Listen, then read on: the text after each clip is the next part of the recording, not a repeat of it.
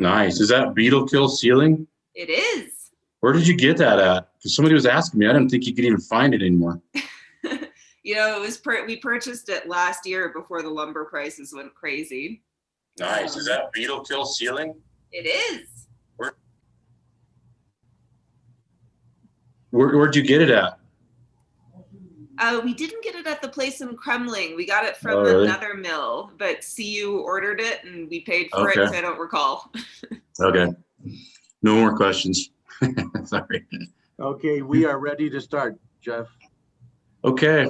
We're all ready to go, Joe? Yes, YouTube is live, and I have two people in the waiting room, a Travis Madsen and a Neil Colway. Okay, let's go ahead and call this meeting to order. It'll be our regular meeting of April 8th, 2021. Looks like we have everybody present except for Mr. Volt, so we do have a quorum. We can conduct business. We'll move on to the public comment period, and I'll turn it over to before we do that, Mr. President. I would like to suggest that we amend the agenda to add the auditor presentation of our financials at 10 a.m. Okay. And we'll try to take a little break before that. Maybe if it works out, we'll take a break at like 9:45 or maybe even a little earlier. And then we have a presentation at 1 as well, correct, Mark? Yes, with Slopeside. Okay. And I know, Liz, you've got a bug out at 3:45. So we're just kind of, I talked with Mark this morning, we're hoping that, you know, we should be able to wrap it by then. But we'll just kind of see it. And if we need to push something around, then we will. Okay. All right, Mark, I'll turn it over to you to introduce our guests. Okay, Joe, go ahead and let them in. Is Justin one of them yet? No, Justin. Okay, well, go ahead and. Neil and Travis. Okay. As part of the DOE grant application, we reached out.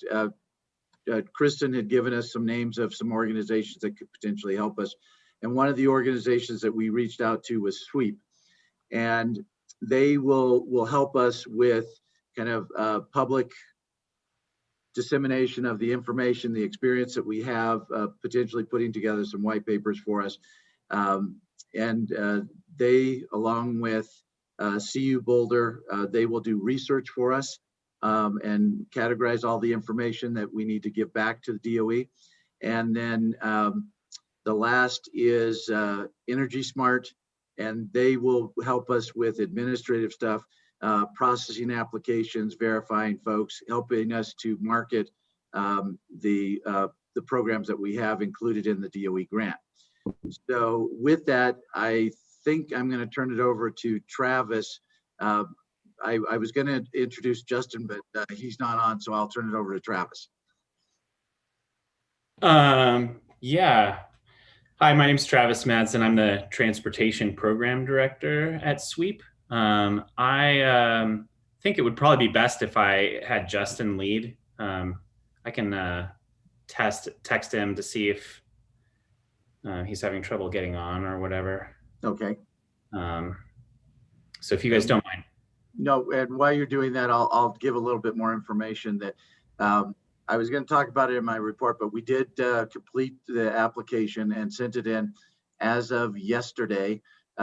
It shows that they have received it and no decision has been made. Now, we do know that they received a large number of applications, so it will probably take them some time to go through all of the applications that they received.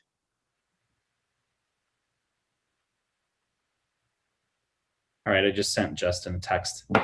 I guess while we're waiting for him to join, I can, I prepared just some brief points to explain what I do at SWEEP at the transportation program. So I work with electric utilities and local governments and state governments on accelerating the transition to electric transportation. And I think there's some really interesting things happening in the electric utility world with the alignment of a bunch of different interests.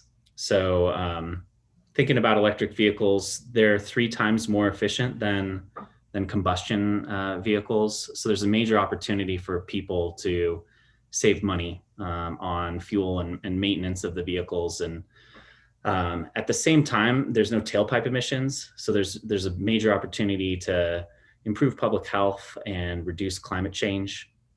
And then lastly, there's a big opportunity for electric utilities. So I spent a bunch of my time working with utilities around the region on programs and policies to accelerate electric transportation. And one of the reasons why this is so great is because every EV that you add to your service territory is worth, in terms of net revenue, about $1,000 over the span of 10 years in net present value. So every time you bring a new EV to your service territory, it's going to bring in more revenue for the utility than it costs to serve the new load, especially with managed charging programs to get those EVs to charge off peak. So utilities can use some of that additional money to pay for programs. And there's a bunch of things that utilities are doing.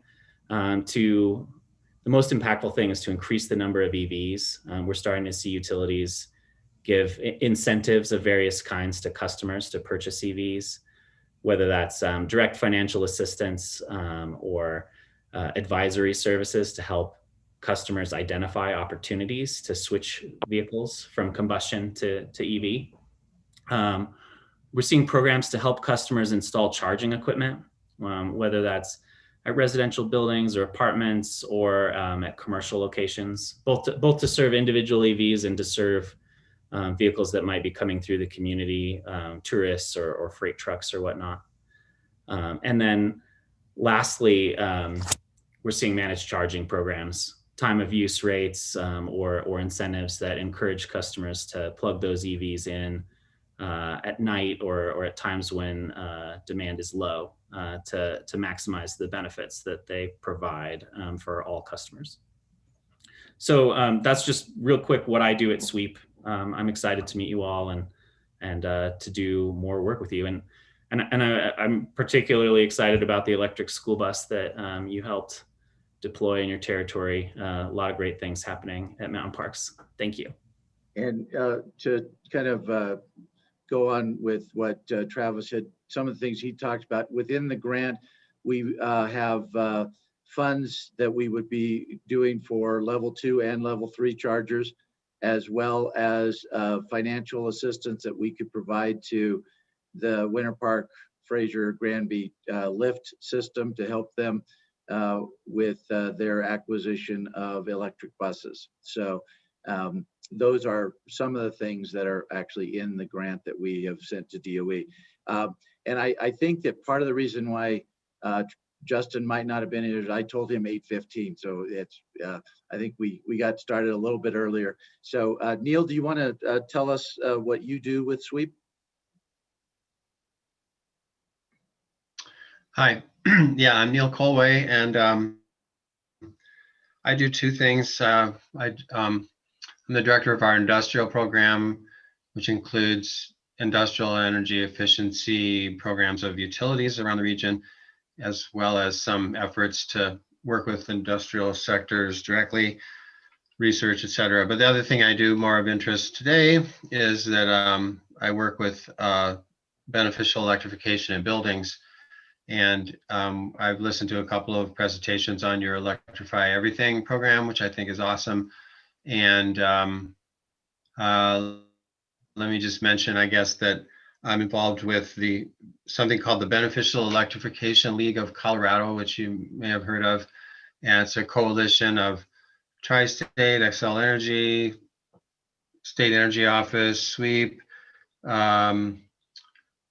Colorado Rural Electric Association, a few other organizations. And what we're trying to do is collaborate to improve the market for heat pumps, training for heat pump installers, just coordinate among utilities and those sort of areas. And in addition to heat pumps, we're interested in heat pump water heaters, which I think is something. They're extremely efficient. They work well. There's a few applications in homes that are more challenging, but basically, if you have enough electrical capacity, and you don't require an electrical upgrade in the home, then it makes a lot of sense. You also need certain amount of room and you need a floor drain. You need some kind of a drain for the condensate. But anyway, electric heat pump water heater is very efficient and another good technology. And let me just mention one other thing. Sweep just completed a collection of examples of all electric new homes, and I'll share that with you, send the link, but it includes examples around the state and some of the benefits of all electric new homes. For example, by avoiding the natural gas connection, you save some money there, and just highlighting the technologies. You can do it in almost any region of the state. It's a little more challenging in the mountains like your area, but it can be I'm done. sitting in a solar decathlon home here in Fraser, Colorado, the coldest climate, all electric, all heat pumps. So you can do Awesome. it too. That's great. All right, I'll be quiet now and we'll see if Justin joins. Justin has joined us, but what I will say as a follow-on to Neil is that the grant application includes expansion of 3 of the pilots that we have done, the thermostats, the water heater controls, and air source heat pumps.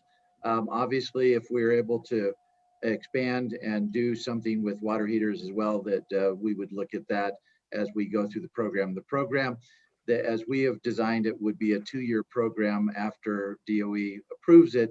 And we would then work with the 3 organizations that I mentioned earlier, SWIP being one of them, to make that all happen. So with that, I will introduce Justin.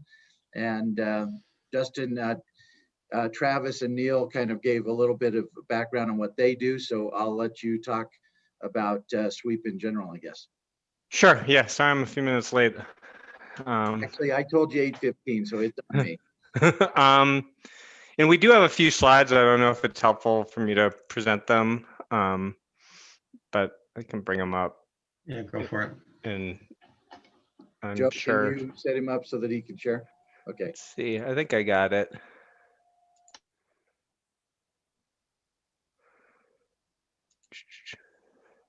Can you see my screen? We can. Great.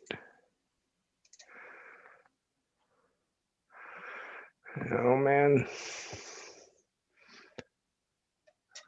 Hold on.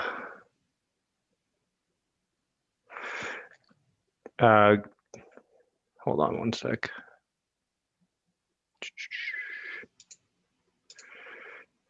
Let me share the other screen. Move everyone's face.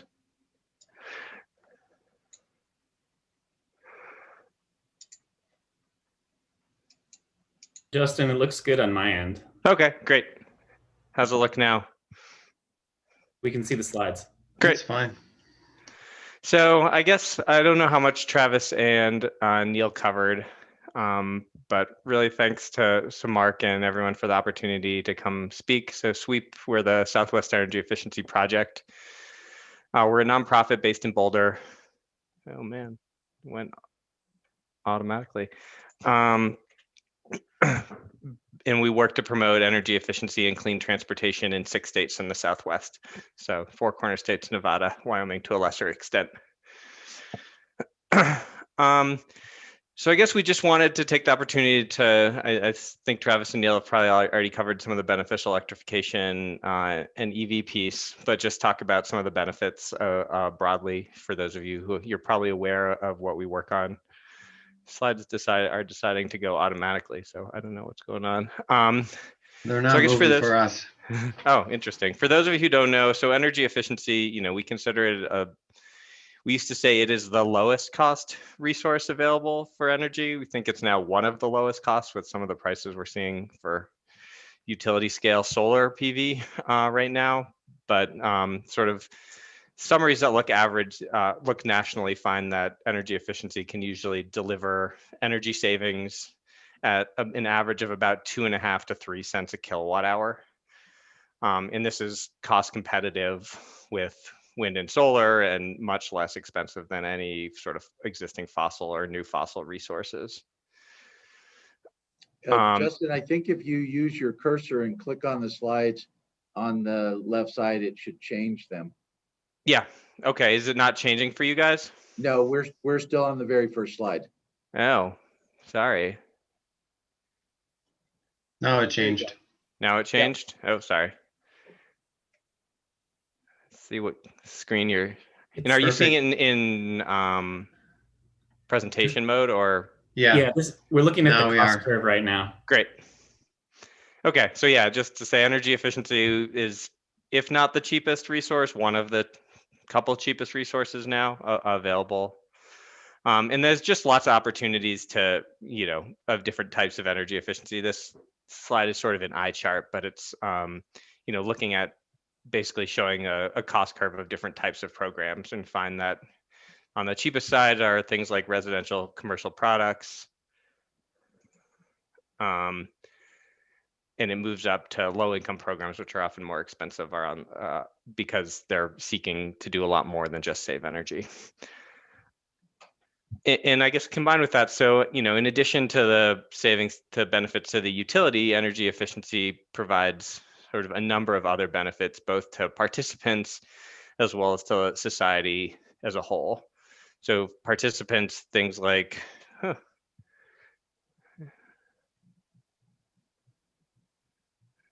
I'm gonna have trouble with that. Layer cake. Layer cake, exactly. This is one of my favorite slides, the layer cake of benefits.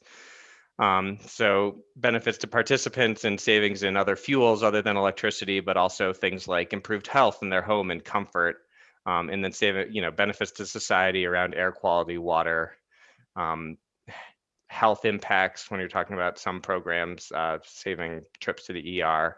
So it's just a whole host of benefits. There's also a lot of local economic development and employment benefits from energy efficiency. So by investing in energy efficiency, really supporting a local workforce that's out doing the work in people's homes and businesses.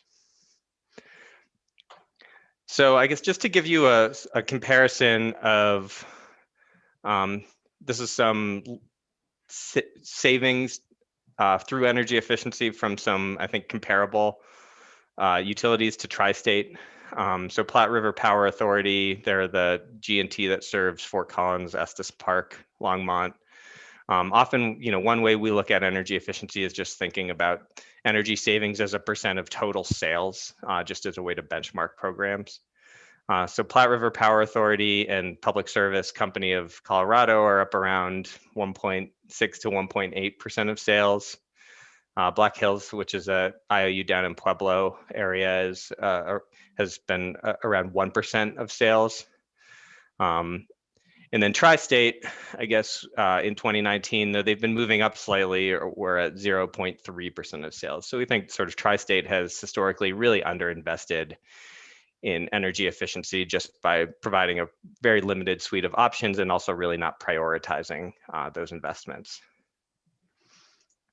So finally, again, this one's another sort of eye chart. I hope we can share their slides, or you can go to the link. But there's a group called this is some just providing a really high level summary of the types of programs that some other areas, utilities and communities up in Summit County and the surrounding areas are providing.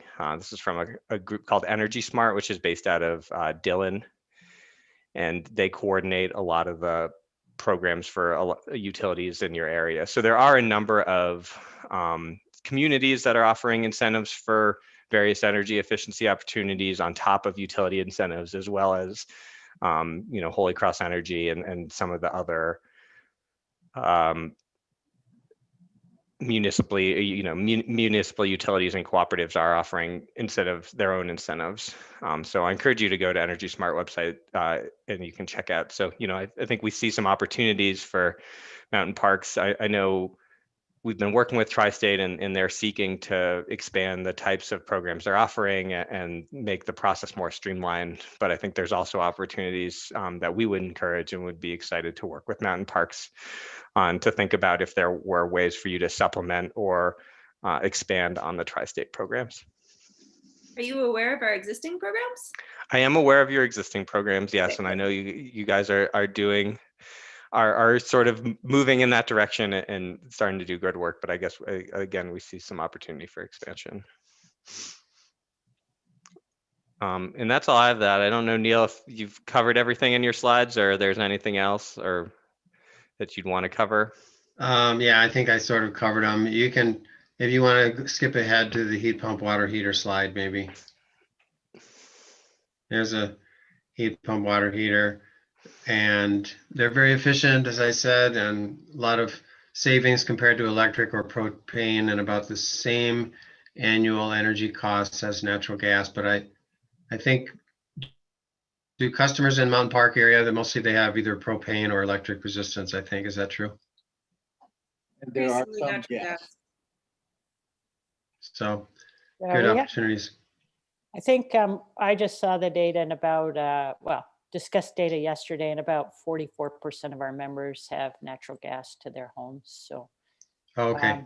and then the other thing I'm kind of curious about, well, actually that's understating the number up in Walden with a Walden natural gas. One question I have about the heat pump water heater benefits is, if you are in a home that has a natural gas heat, and your water heater is in a conditioned space, are you simply using the natural gas heat to heat pump into your hot water?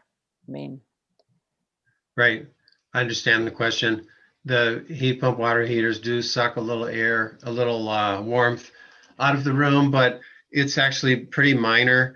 And NEA has done, Northwest Energy Efficiency Alliance has done some studies, and I can't tell you the percentage, but they just say it's actually a pretty minor impact on the annual heating load of the house. And they compare it to like your refrigerator, puts out a little extra heat into the kitchen, but it's a pretty minor impact on your air conditioning load. And in a similar way, the heat pump water heater, it's really a pretty minor suck on the heating system. And the one thing that you do have to watch, you don't want the vent blowing directly on an area where people are sitting. So you gotta kind of pay attention to how it's, where it's located and where the air is gonna vent. I have a question. These are controllable, correct? Yes. In other words, the utility, if necessary, if we set it up, can control these, where with natural gas, there is no controlling factor or outside controlling factor. So even if it's the same, that could be a real benefit, as we go forward. I mean, I have natural gas. It's a lot cheaper. I used to have electric resistance, but years ago they brought in natural gas, and it is a lot cheaper than electric heat. But with something like this, where it's comparable, I think the idea that you can control these when you have demand factors involved might be something that's really going to help us in the future. If people know they could do this at the same price, most people don't believe electricity, especially with hot water heat, is comparable. So with something like this, it appears to be something that's a game changer. Yeah, let me just say something about that. There are utilities that offer like a slightly greater incentive, like XL Energy now, their new incentives for heat pump water heaters. I think they're giving, Justin, you can correct me, I think they're giving $100 more rebate if the water heater is controllable and if the customer signs up for their demand response program. And so, yes, you can do that. And it's a great way to maximize the benefits, as you just said. And I should mention, they do cost a bit more, like installed cost of a heat pump water heater compared to gas is probably $700 or $800 more. So it would be nice to offer an incentive of around $700 or $800 to make it more neutral or to offset most of the difference, which some utilities are doing. Neil, do you know what the recovery rate on them is? Is it comparable to just an electric hot water heater? Yes, it The is. elements?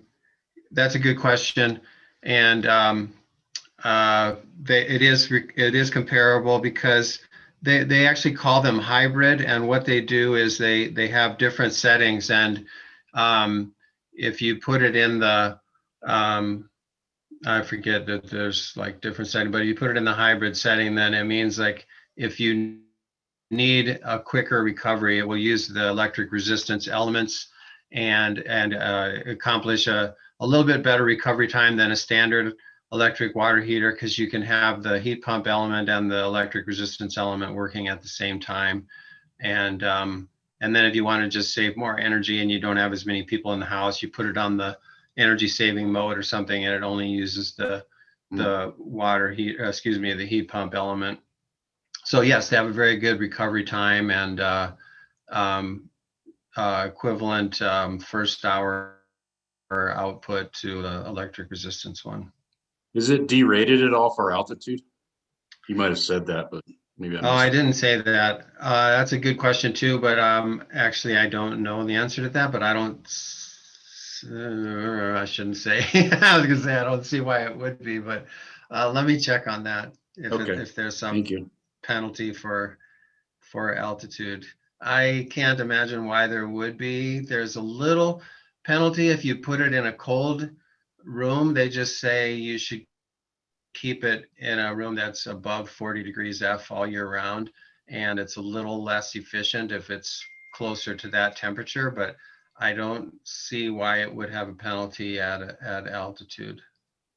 And one more, sorry, is it, I mean, hot water heaters come in all different sizes, low boys and big ones, and a lot of them go in crawl spaces. It looks like this has got a pretty big unit on top. I'm guessing it comes in other sizes, say like a low boy.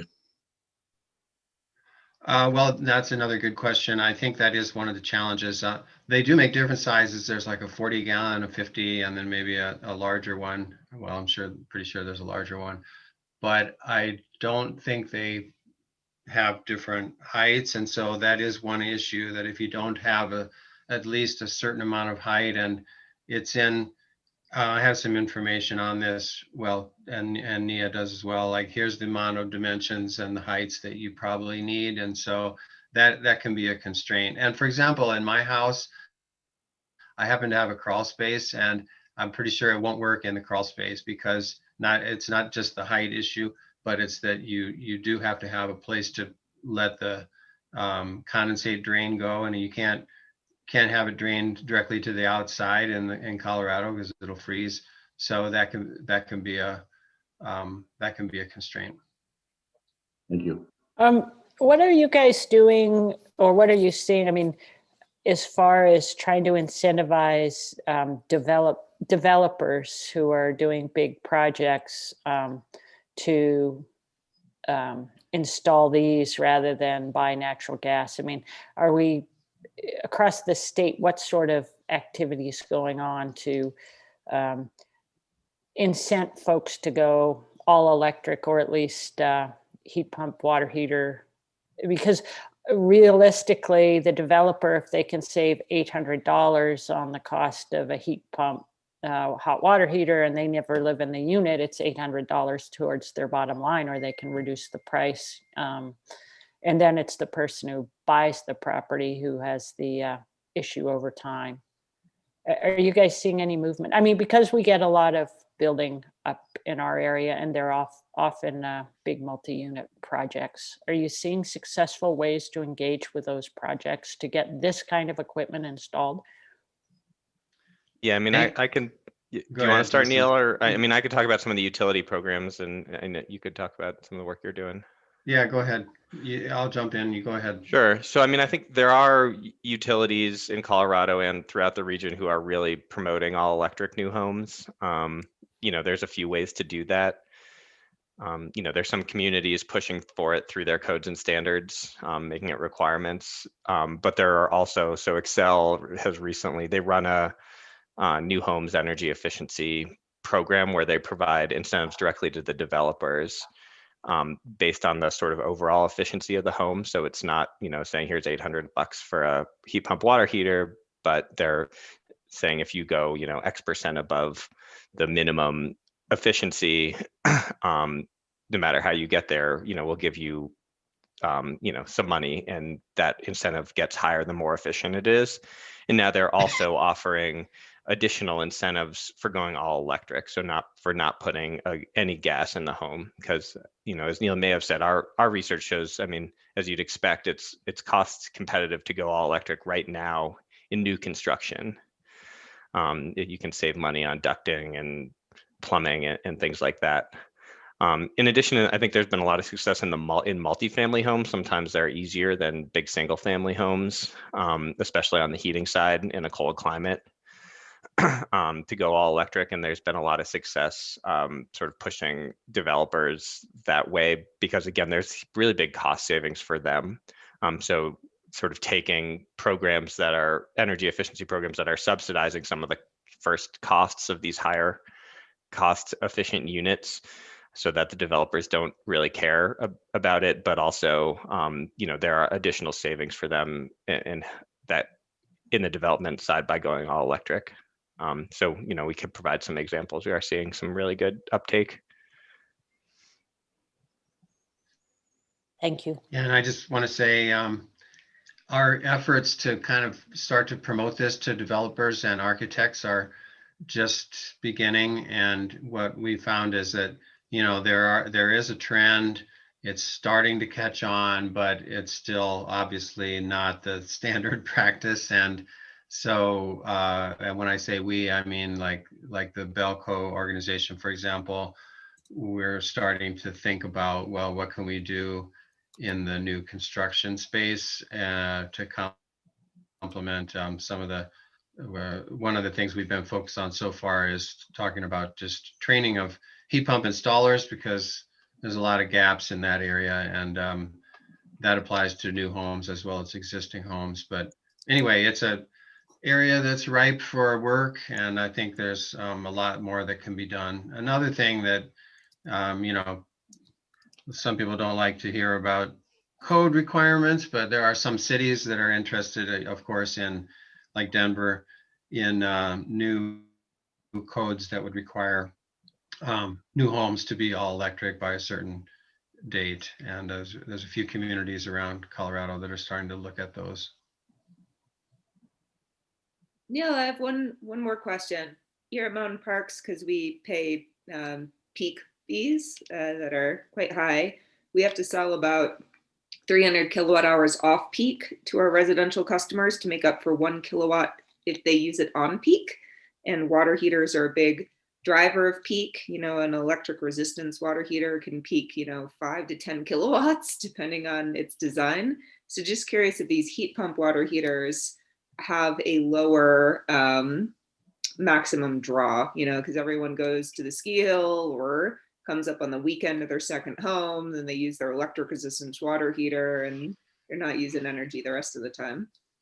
Yeah, well, definitely they should. And like it says on this slide, Justin, you can probably take it away in a minute, but they're like 4 times more efficient than the standard electric one. So if it's in the regular heat pump mode, it should have like about 4 times less draw.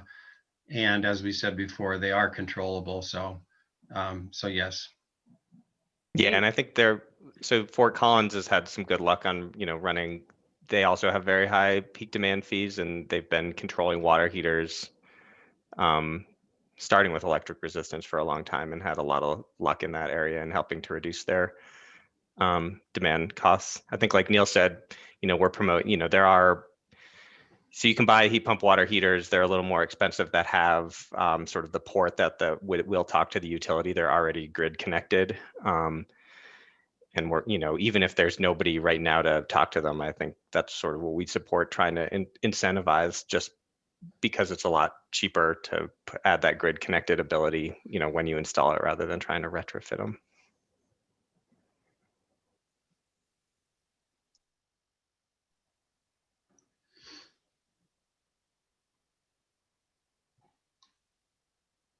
Justin, if you send the slides to me, I'll make sure that we get them out to the board. And then Okay. Neil mentioned a couple of things. if you want to send those links or that information, then we will send that out to the board as well. Great. I'll Great. compile those and we'll get them out to everyone.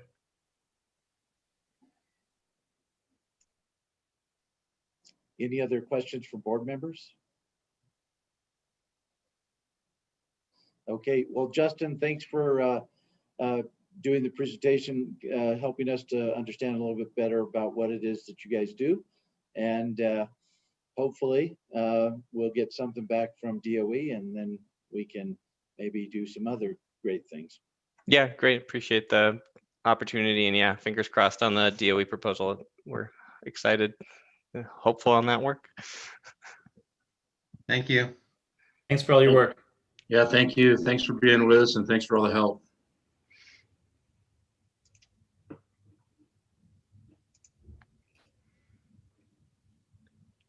All right, let's move into minutes of previous meetings. Everybody get a chance to look at them. Is there any corrections, any questions? If not, we do need a motion to approve them. Second. We got a motion, I think that was by Dick, and a second by Liz. All those in favor? Anybody opposed? Okay, motion carries. Attorney's report, Levi. I don't have anything for this portion. If anybody has any questions for me, glad to answer those either now or in executive session. Any questions for Levi? This is Carl. I didn't receive a email from you about this month's report. Did you send one out? I just realized as I was speaking that no, I did not. So I will get that out today. Sorry about that. Okay, anybody else? All right, Mark, looks like you're up.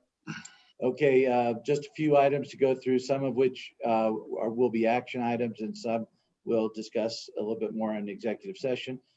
The Northern Colorado lease that we've been working on for many months now for the community solar.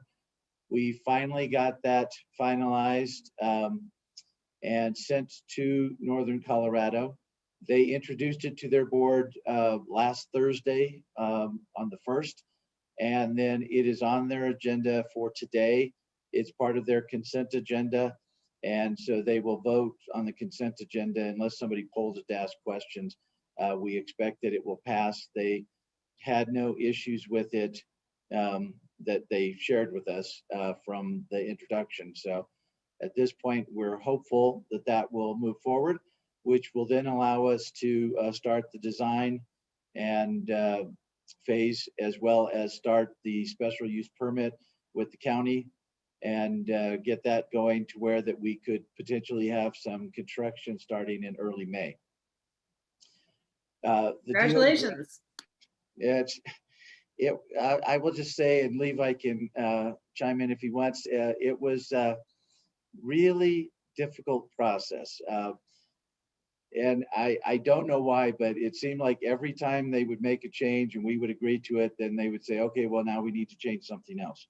So we finally got to the point where we pretty much would agree to what they said because they were making small and insignificant changes in the lease. But it was a challenge. And so that is an action item for the board to approve the lease. Assuming that we get the approval on the other side, then we will execute it and move forward. The DOE grant, as I mentioned, we filed that on the day, but slightly before the timeline. And we compiled all of the information from the third parties as well as for our piece of it to put it together and get that in. So now we're just, along with the other people that have filed applications, waiting for a word from DOE. One of the other grants that came up was with NRECA. It was for beneficial electrification, and they were giving grants of $50,000. And so we had to get that in by, I believe it was last week. And so what we put together as staff, and one of the things that I want to assure the board is that if we were to get the grant and the board was not supportive of this, then we can always turn the grant down. But if we didn't apply for the grant, then we wouldn't have the opportunity to do it. So we put in the West Grand electric food delivery van. The price is about $120,000. The grant from NRECA would cover the first 50. We've asked Tri-State to cover 25 of it. We have not gotten a confirmation from them yet that they will. So if we were to get the grant and move forward with this, then the portion related to mountain parks would be about $45,000 for this van. And the other piece is it's beneficial electrification, but it's also serving underserved communities. And the food service delivery that they do is it hits all of the schools within the area here. And many of the students get the subsidized lunch and breakfast. And so we put that in there so that we believe that that's a potential selling point for our request as well. So I'll pause there to see if anybody has any questions on the first three items that I talked about. Mark, just a quick clarification, if I could. I think we were all thinking about the electric bus till you said West Grand. It's the East Grand. Sorry, East Grand. Yes, I West and East. The East Grand, we weren't able to get the bus because of some of the language that they put into their grant application, we believe. So we feel like this will be an opportunity for us to introduce electric vehicles into their system as well. Would the school district be willing to pay for any portion of it? They seem satisfied with their very old van at this point, and so they have not put anything in their budget. And so we obviously, if we get the grant, we can address that with them again. But they didn't have anything in their budget for it, and without it being in their budget, then they probably don't have the money to put up for it. So.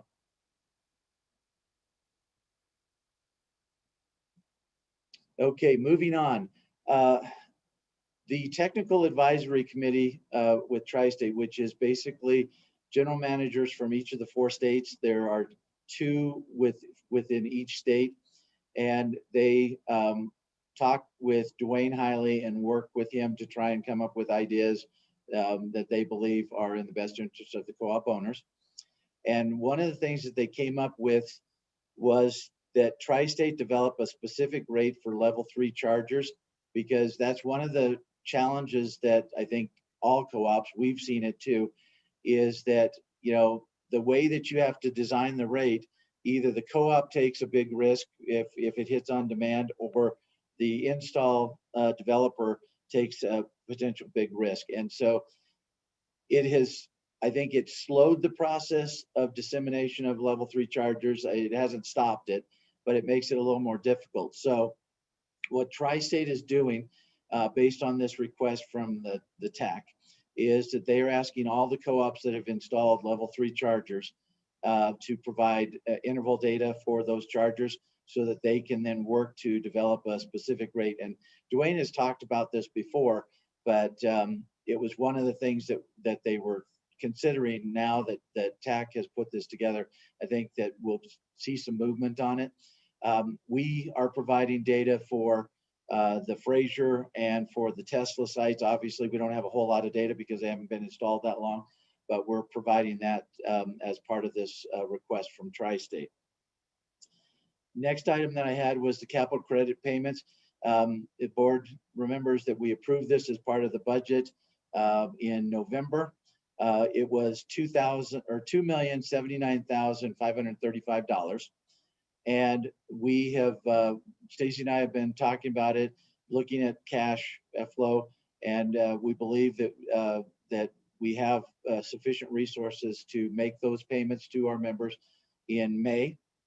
And just to give you an idea, it is the retirement of MPE's 1999 and 2000 capital credits, Tri-State's 1994, and then about $250,000 of early retirements, because we have the programs whereby we do early retirements and some at a significant discount. So it is beneficial to us as an organization. So with those two items, I will pause again to see if anybody has questions on either of those two. Yeah, I just want to let you know, Mark, I sent Dwayne an email yesterday. I've been having some issues with my email, so I had a bad address for you. But he had announced publicly several times that they were going to file that level 3 tariff with FERC. And I was just curious about what the timeline for doing that was, as we think about, well, we'll see what happens with the DOE grant, but also Walden, if we want to put a level 3 up there. It seems like there's no interest by any other organization or business to take it on. And, I know this board would have some concern over that big demand charge that we might end up eating. So I reached out to Dwayne. I haven't heard back yet on the timeline for that. But just wanted to let you know. And the email that Dwayne sent out with the request, I think, was last week. So they will be getting the data back. Tri-State staff will crunch it, and then they'll put together something that they will have to take to their board. The board will approve it, hopefully, and then they would file it with FERC. So I'm guessing best case scenario, we're probably 90 to 120 days out. I just wanted to pass along an observation. There is a member in my district who recently used the Fraser EV charger and then shared with me her disappointment that it was about twice as expensive as filling up a tank with gasoline, because of the way that Fraser chose to price the kilowatt hours. And she was not charging at a peak time. It was an off-peak midweek time. But that made me realize there may be a mistaken impression that Mountain Parks is controlling the rates for the EV chargers. So it may be an opportunity to communicate somewhere on our website or otherwise that Mountain Parks doesn't actually set those prices, that's the owners of the EV chargers that are setting those rates. Definitely something good that we can throw into one of my CCL articles, because I think you're right that people, it can have whatever logo you want on the charger, but people assume that we are the ones who set the rates. And to a certain extent, we set the rate to them, but then they determine how they're going to then charge that. And in some instances, entities will provide it for free. I think they're becoming fewer and fewer of those, but it is something I think that, yes, we need to make sure that we educate our members that we're not the ones that are setting that price. I think, Kristen, one thing that Fraser's done is, I think their rate is the same regardless of when you charge. And so they are trying to collect enough revenue from everyone so that if they hit that peak, the townsfolk don't suck it up. And hopefully once this new rate the Tri-State has comes out, there'll be less, folks will be, they're setting the rate based on the worst case scenario for them. And so that's one reason why that cost is up there. Okay, thanks. If I could just address the rate as well, we can talk about it in executive session. I can go into the exact rate because it's as I understand it, I look at that bill every month. It's not the direct pass-through rate of the $19 or just it's $5. So it's a little bit less than a level 3 charger would be. So I can go into more specifics. Does anybody know if is the come and go in Granby, are those up and running? Liz, do you know that? No, it is not. They have not actually given us their deposit yet, but they keep calling us and asking us when we're going to start work on it. Okay. And so we're still waiting for them to give us the deposit, and then once that happens, then we could do the work, I think, fairly quickly. And now that we're getting into some warmer weather and the ground wouldn't be frozen, it would be easy for us to do. So we're waiting on them at this point. Okay. Moving Hi. on. Oh, go ahead. Yeah, we had some emails we traded with them earlier this week, and they seemed like they were getting their stuff together to get us a check. So I expect that we'll get payment pretty soon. Okay, so moving on to the fiber project, construction is scheduled to start on May 1st. The board has seen one presentation from Connexon last month. Slopeside will be doing a presentation today. And the entity that we were dealing with prior to these others coming along, WRC, we had a call with them last Thursday. This was the first time we'd heard from them in a couple of months. We did share with them that there were others out there that wanted to potentially utilize the fiber as well. And so they have suggested that they're going to give us a proposal as well. We're going to talk about this more in executive session for the Slopeside presentation, but also we Mountain Parks need to make some decisions because with the May 1st date, we might not be able to do some of the things that we want to do unless we make some decisions to either postpone that by some period of time, or we make a decision that one of the presentations and some of the benefits associated with it are not something that we're interested in moving forward with at this time. So we will keep that, we'll have that conversation in executive session. The last item I had was King Mountain Ranch. Scott, Don, and I had a call with the owner. They had provided engineering with an application. It was not complete. He shared his vision for the ranch, and he explained to us a number of other projects that he has, and I believe he's bought 6 or 7 other ranches within the Colorado. Mark. He also talked to us. Hey, Mark. Yes. Hey, if we're going to talk about specific member information, we should probably do that in executive. Okay, well, and we weren't going to talk. I was just going to share some of the things that he is wanting to do, not necessarily specifics about how we will serve him. So I'll leave it. If you think that needs to be done in executive session, we can do that. Yeah, if it was information we got from the member, I think we should probably do that in executive. Okay, then we will add that to the executive session. And with that, that's the end of my report. And then attached is the safety report. And we had a minor incident where some people were stacking paper and ended up tweaking a wrist, but there was no injury, first aid, or damage done. A near miss where one of the contractors that was doing work within the building, they had a dumpster and they wanted to put more stuff in it. So they climbed into the dumpster and started trying to smash it down. Our safety person saw them, went out and said, please get out of the dumpster. And then we have listed there some of the training activities that we are doing and that we have scheduled safety training for our staff. So if there are any questions, I'll attempt to answer the questions.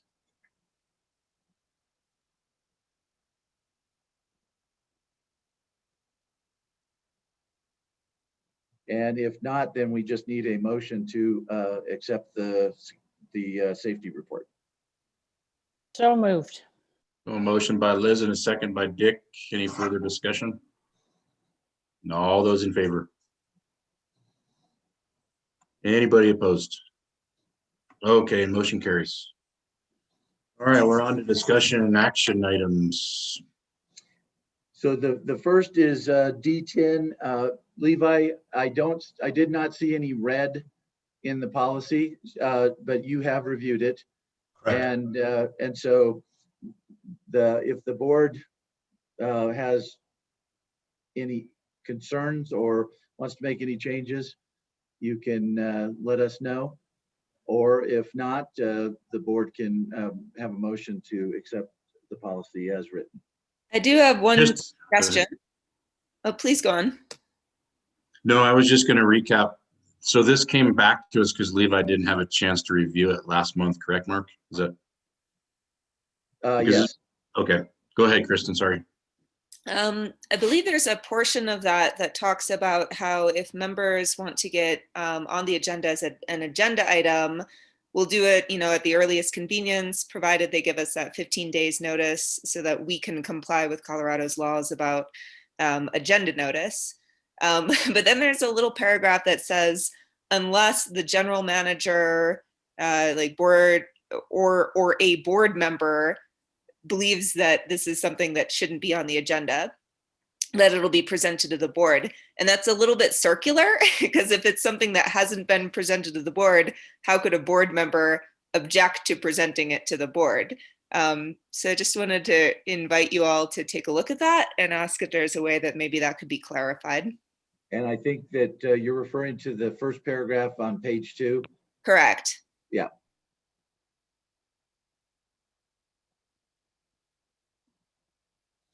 And I don't know what prior general managers may have done. Any requests that we receive, we put them on the agenda as long as they comply with the prior notice, so that we can put it onto the agenda so that if somebody has a different opinion of the issue, they can let us know so that they can also speak to it. So, but I would just add that even though it hasn't come to the board meeting, there is, I could see a situation where a board member has been made aware of it. I agree with Mark. Practically, they almost always get on the agenda, but just as far as that language goes, I could see a situation where a board member could have seen or know of the request and could object to it. That would be the only reason for that language. My suggestion I see what you're saying, that we leave it up to the attorney and the manager. I believe you guys will always, honor our members' requests, but it seems like any one board member having veto power is probably a little excessive. Yeah, I can't disagree with that, Kristen. Normally, as far as the agenda goes, it's really the board president, manager, and attorney. So, so can we? So we could just delete or a director. I would propose amending as such. Second. And just to also clarify that I discussed all the requests that we have to appear at the board with Jeff so that he is aware. And if he believes it's something that we need to disseminate to the entire board before we put it on the agenda, then we have done that in the past, I think once or twice. And those are generally things that we want the board to be aware of before it goes on the agenda. So another modification that the board could consider is specifying the board president instead of just any board member.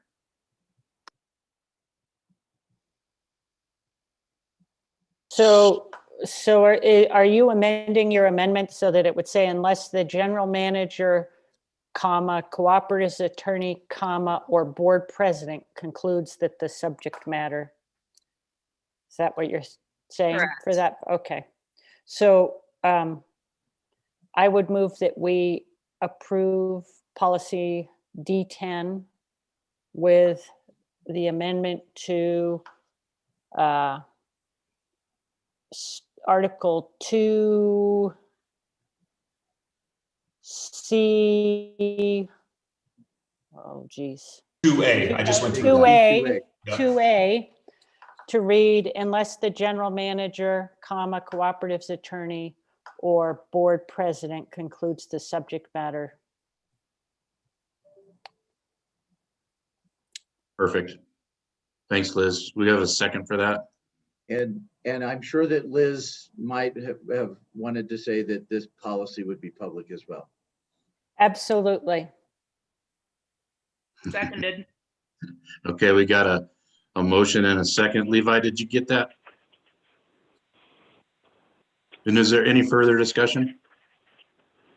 Yeah, this is Carl. ahead, Carl. What is the difference in the board president and a regular director? If this was worded as a consult between the three, the attorney, the general manager, and the board president, I would be more agreeable to this, but if the board president can veto a presentation, what is the difference between the board president and a regular director? So Carl, would you propose amending to say, unless the board president, manager, and attorney concur that the item should not be on the agenda? Yes, I would. If you're going to do that, I would suggest that all three of them, discuss the matter, and if there's issues, then it's not one or the other vetoing it, having veto power themselves. I like that. I move to amend my amendment. And I would say that's how it works, so. Levi, what's the proper, since we Well, already had that amendment on the floor, should I just We have a withdraw motion on it? the floor. We have a motion on the floor, so we can go ahead and vote on that. Should I Right. withdraw? No, hold on. No, I mean, typically withdrawing isn't, Yeah. if there's a motion that's been seconded, it needs to be voted on. So right now you have a motion with the or language. I'd vote on that and then do a new motion. Okay, is everybody clear on that? Okay, all those in favor? So vote no on this if you want what Carl said. Vote no on this motion. Dick just voted yay, so. That's all right. That's only one. I'll vote no. No. All those opposed? Yay, no. Okay, motion does not carry. Okay, Now, all right. Kristen, if you want to make the motion with concur. I move to put forth the language proposed by Carl, which changes the and, or it changes the or to an and, such that the board president, manager, and attorney conclude that the material should not be presented. Is that Okay, thanks. Okay, thanks. second, We have a motion and a second. Any further discussion on that? Levi, are you good with that? Yep. Okay, all those in favor? Anybody opposed? Okay, motion carries. And then one other thing is that, Kristen, we didn't add that it should be public, but I would just assume that it would be. And that it should be public, correct? Yeah. Okay. Okay, Onward. Before we go on to the next item, I was reminded that I forgot to say something in my board report. Did I miss the vote? Did you vote?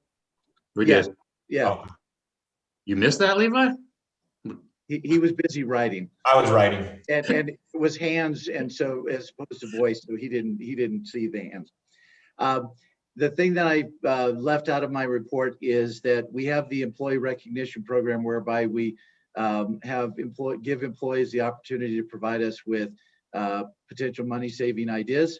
And then if we implement that idea, the employee is given a bonus for a percentage of the first year savings, annual savings. We have 2 of those that we have approved. They are going to, we estimate, save about $160,000 a year. And so there will be a Zoom call Thursday, the 15th, where we will announce those.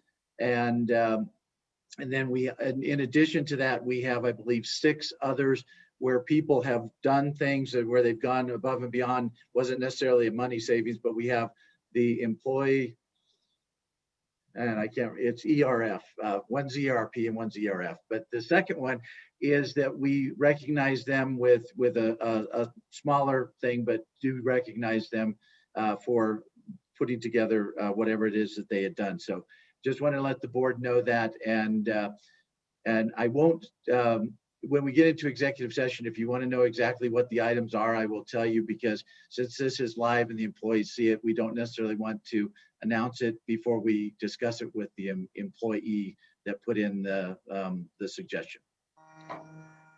So with that, we will move on to Number 2, which are the scholarship committee recommendations. And there is an attachment in there of the various scholarships that the committee met on, and who they put down as who they selected as the recipient of that scholarship.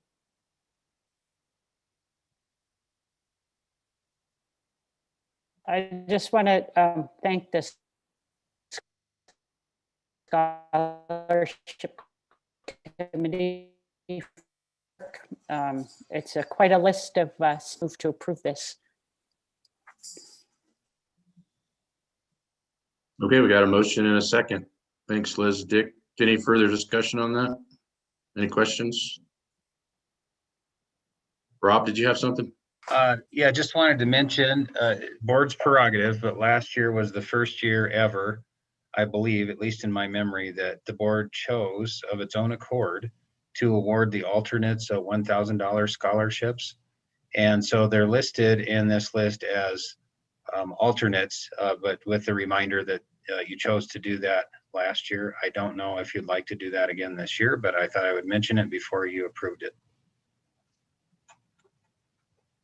I think that was included in your motion, wasn't it, Liz, to approve as written? Okay, anybody else? All right, all those in favor? Yeah. Go ahead, Carl. Jeff, this is Carl. In the second page there's a $1,000 scholarship for Merritt Crum from North Park. And there's a quotation behind it, says not guaranteed. What does that actually mean? Yeah, I can address that, Carl. So we have a employee, Basin gives out 2 scholarships. They give one out for anyone our scholarship committee and you all approve, $1,000, that's guaranteed. The second one is an employee dependent scholarship. So it's meant for employees' children. However, that one's a competitive scholarship. So we have to submit the name of that person to Basin Electric. And then they, Basin awards, I can't remember, it's like 20 of those scholarships, but they sell electricity to, 100 different co-ops.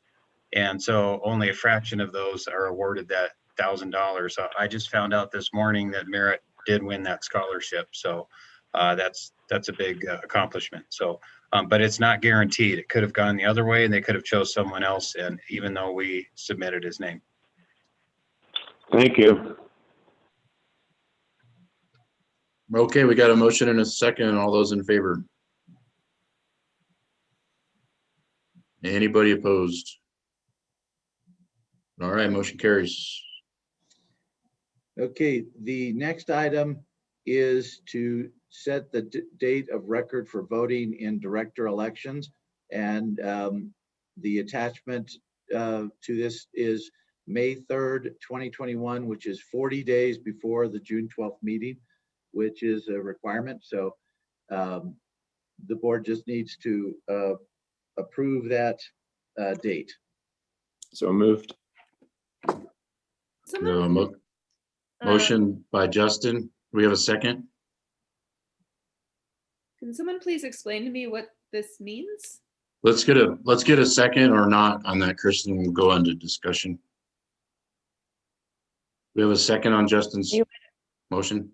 I'll second it. Okay, thanks, Liz. And I'll answer Kristen. So at some point we have to say who's a voting member of Mountain Parks Electric. Members come and go. And so this is just setting the date when that list of voters is set.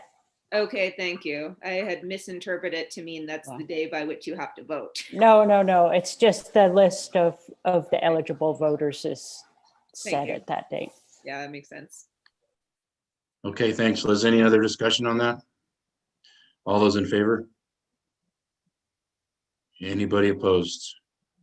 Okay, motion carries. Jeff, I had a question. When are the were the applications for running due? April 28th. Rob, do you want to take that? Yep, Jeff, you nailed it. It's April 28th. That's a Wednesday at 5 o'clock. Okay, that's all I want to know. Thank you. Moving on to the next action item. It is approval of the supervisory committee. This has been challenging this year because we have 3 directors up, and Rob, check me on this, in the event of a contested election within the district, you can't have a member from that district sit on the committee.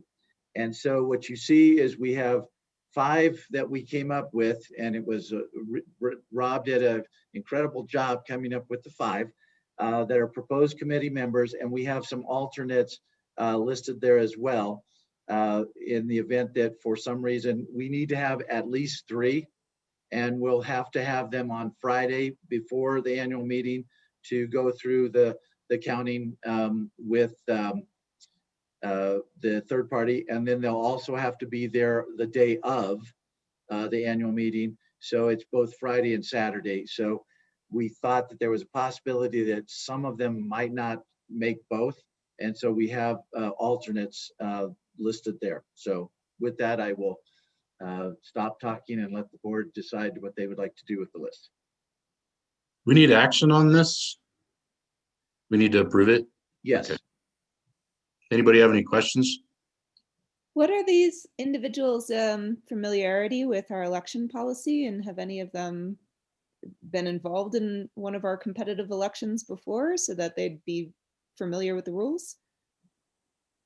Good question. So of this list, no, they haven't been. Typically, in the past, the committee members have been taken from the Granby Hot Sulphur Tabernacle area because it's a proximity thing. It's easier for them to come to our meeting in the day before.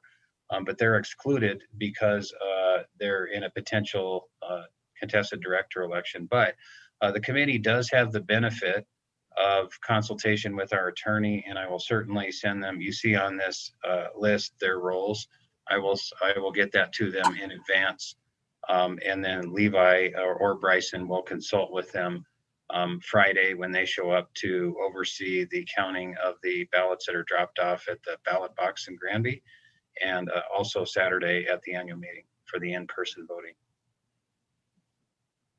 Was Peggy considered just as a person to reach out to? I did not contact Peggy. I actually didn't think of Peggy for this role, so that was an oversight on my part. I did reach out to a number of employees asking them for suggestions, and so I talked to a whole lot more people than are on this list that couldn't do this for one reason or another.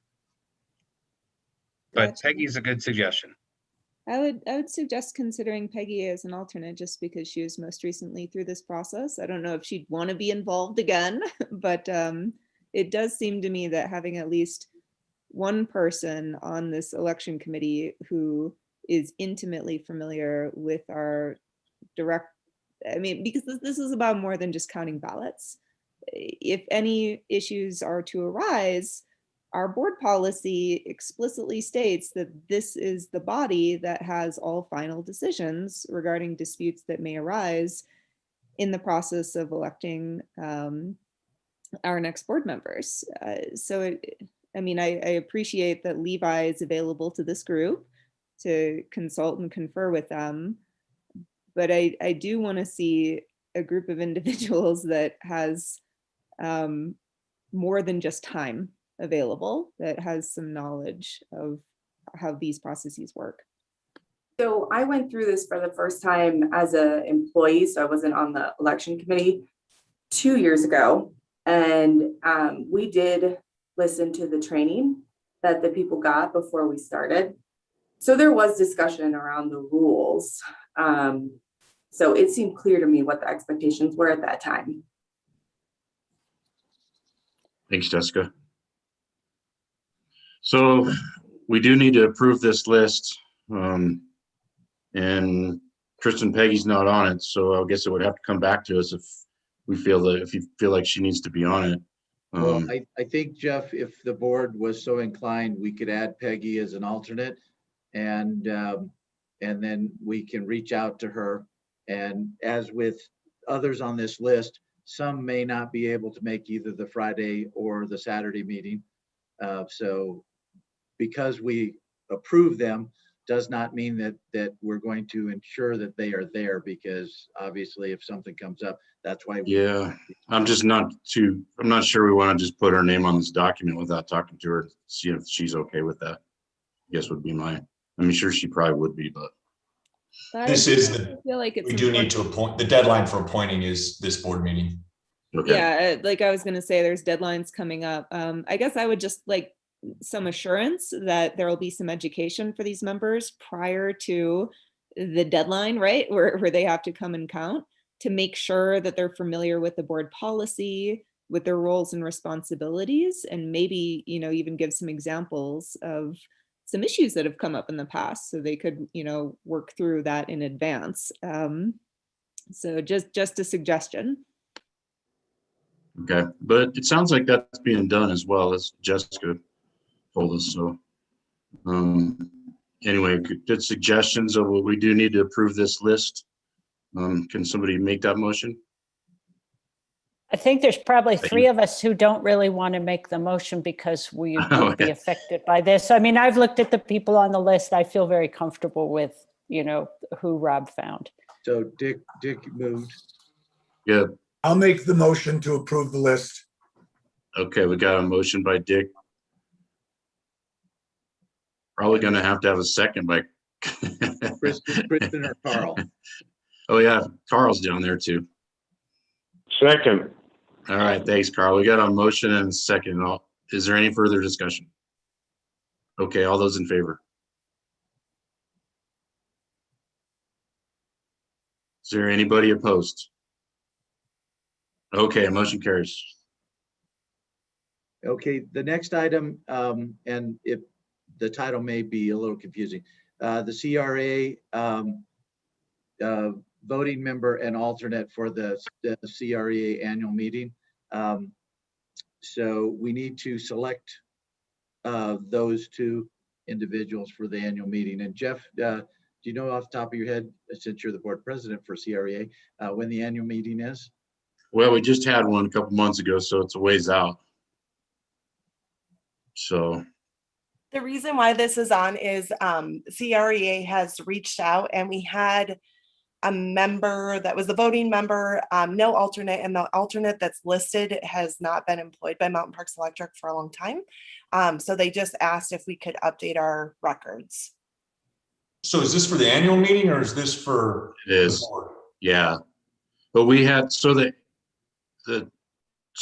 for the annual meeting that we just had at CRA, I think it was Dick, right? Dick, you were Dick was the delegate, and then it listed Peggy Smith as the alternate. So we knew Dick was going to be there, so we took Peggy just off, and it just listed no delegate at the annual meeting or no alternate at the annual meeting, a couple months ago.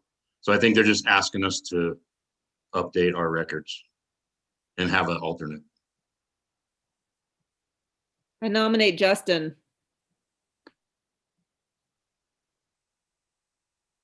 Nominate Justin as the delegate? As the delegate, and Dick as the alternate. You guys good with that?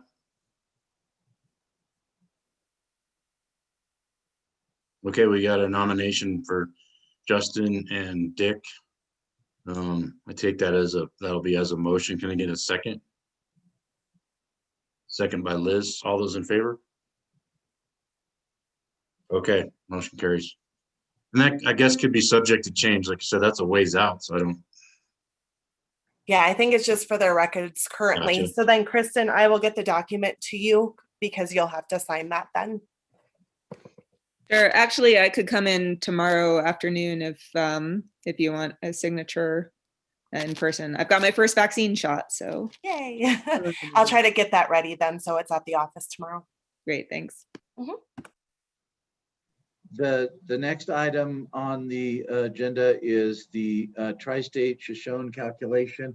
There was a number of emails and discussion that went back and forth. And I believe it was Dick that suggested that maybe we could discuss it at the next board meeting. So I put this on the agenda. I don't know if there are specific questions that that directors have, or if the other issue would be whether or not we want to discuss this in open session with the number and calculation. So with that, I will see what the board's pleasure is. Maybe for the benefit of our members, it might be good to just have on the record what we requested, what Shoshone is, and what the number was, and then maybe some of the specifics we could discuss in executive session. Okay. Basically, what Tri-State has had a number of members, and I believe that the number currently is at 11, that have requested buyout numbers, as they were initially referred to, and then they subsequently started to be referred to as contract termination payments. Requesting a number does not mean that the member will actually exit. It's just for calculation of purposes for them to see whether or not it is beneficial to the co-op to do so. At the FERC proceeding, there was a motion filed by, I believe it was 9 of the co-ops, asking that Tri-State be required to provide a number, I'll say as soon as practical. And so Tri-State had been working on this behind the scenes to end up in a situation where they could provide a number for all co-op members. And the methodology that they have looked at to provide the exact number is fairly complex, takes a long time to run, and it is run on a member by member specific basis. And based on Tri-State suggestions, that takes anywhere from 2 to 4 weeks per member. So what they did is an acceptable methodology for buyout numbers, and this is mostly on the transmission side with FERC, is the Shoshone method. And it goes through and it calculates a number of things. It is balance sheet and other things. It looks at revenue into the future that would be lost if the member was to exit. And so Tri-State did that and provided a number to all 42 co-ops, including Mountain Parks. And Mountain Parks' specific number was $206 million.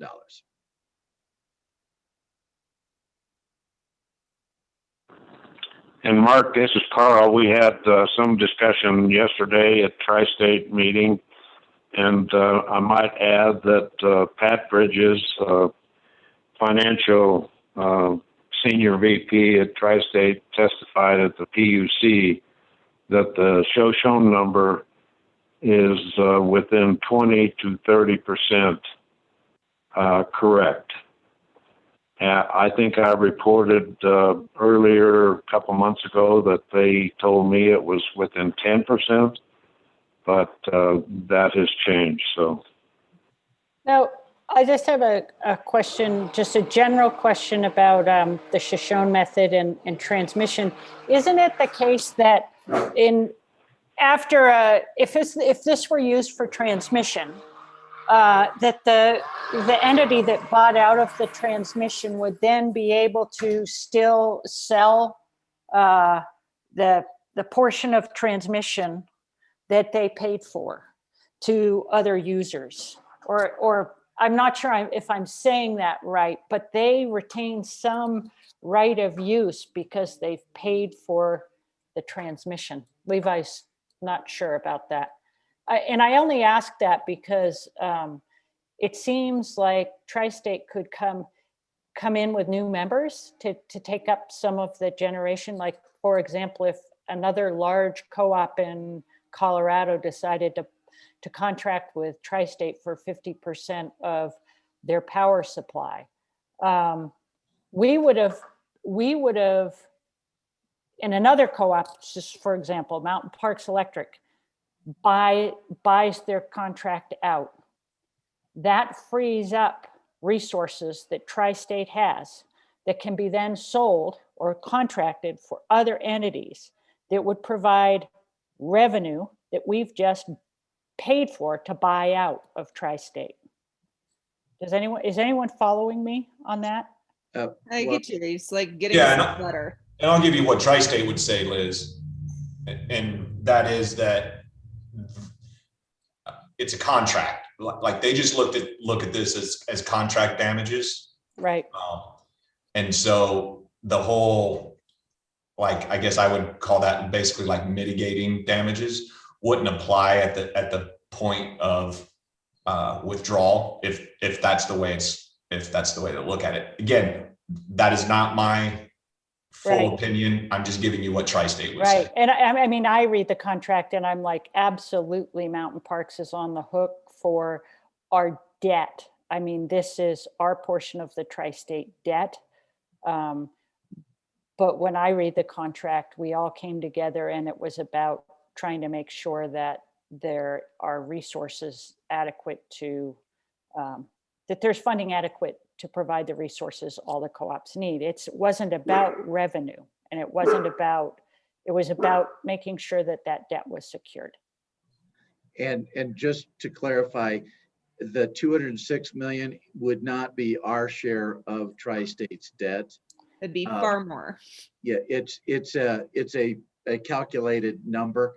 And I think to your question on transmission under the Shoshone method, and I believe this to be the case, I don't know for certain, but if you buy out on the transmission side, you may still be able to retain your rights to move power on that line utilizing potentially somebody else. So let's say that you bought out on the transmission side, but you still need to move power across that line and you now contract with somebody else, your right to move that power may still be retained.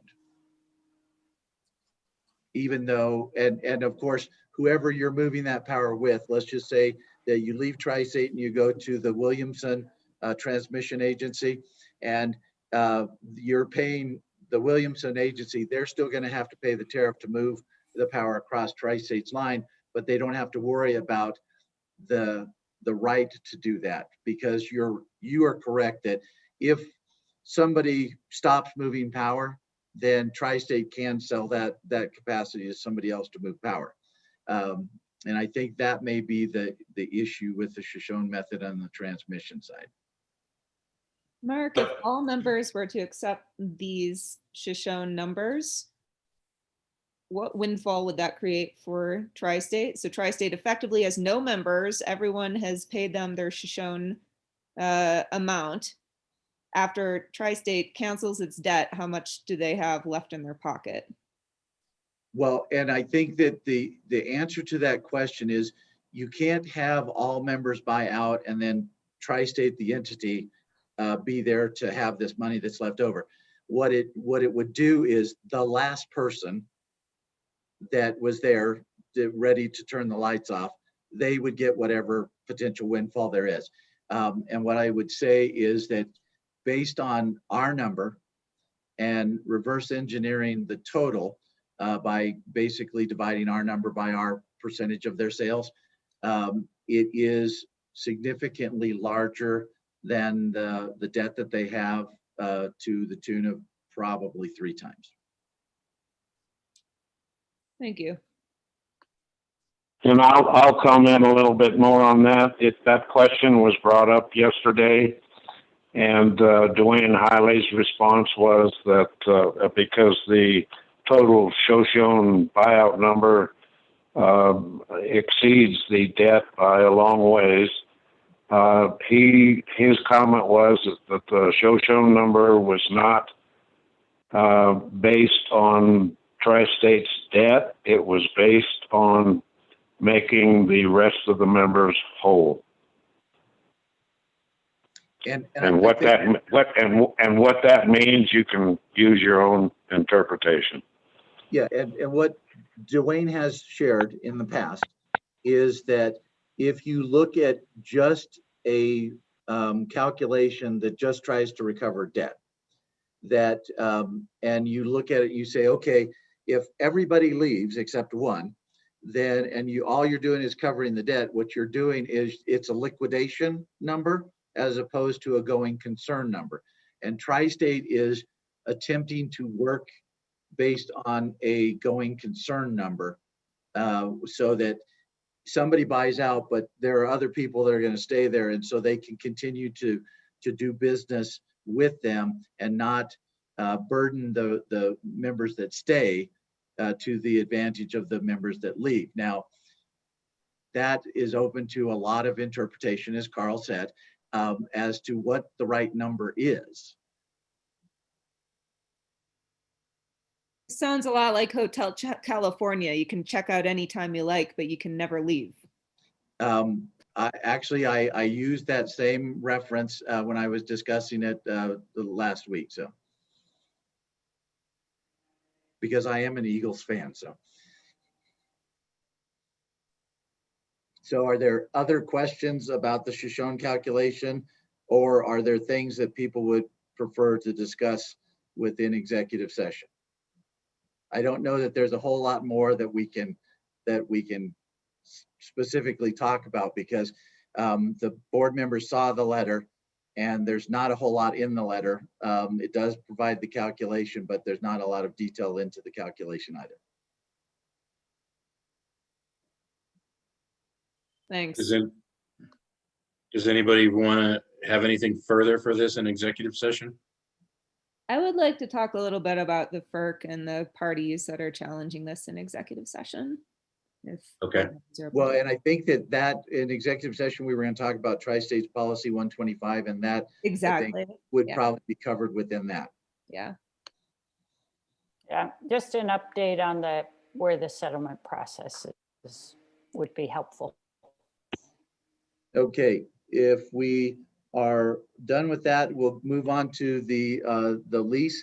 If you refreshed your iPad, you will see that item G is the Northern Colorado water lease.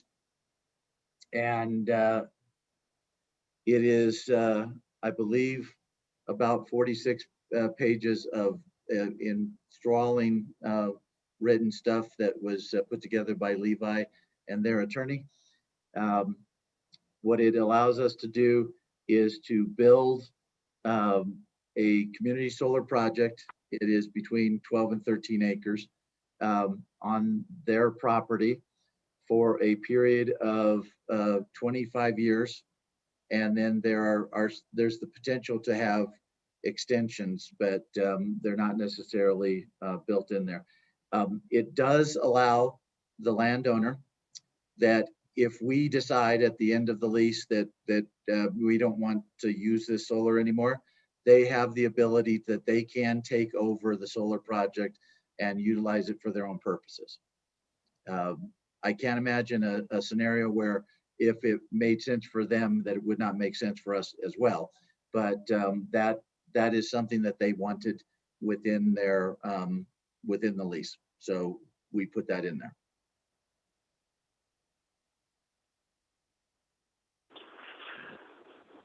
Mark, this is Carl. Yes. Have we done any investigation or whatever we need to do about what we're going to charge for panels? I assume this community solar is going to be advertised so that members can buy 1, 2, 3, 4, 5, whatever panels they want to offset their consumption. Have we done any of that calculation yet? We have looked at this, Carl, and we're not proposing to do a lease, subscription of panels. We're proposing to do a subscription of a percentage of the output. And we would have a subscription fee for the entity that wanted to do that, and then they would subscribe to a certain percentage of the output. We have not finalized a number that we would charge, but what we would look to do is take and provide them with a discount off the standard tariff rate.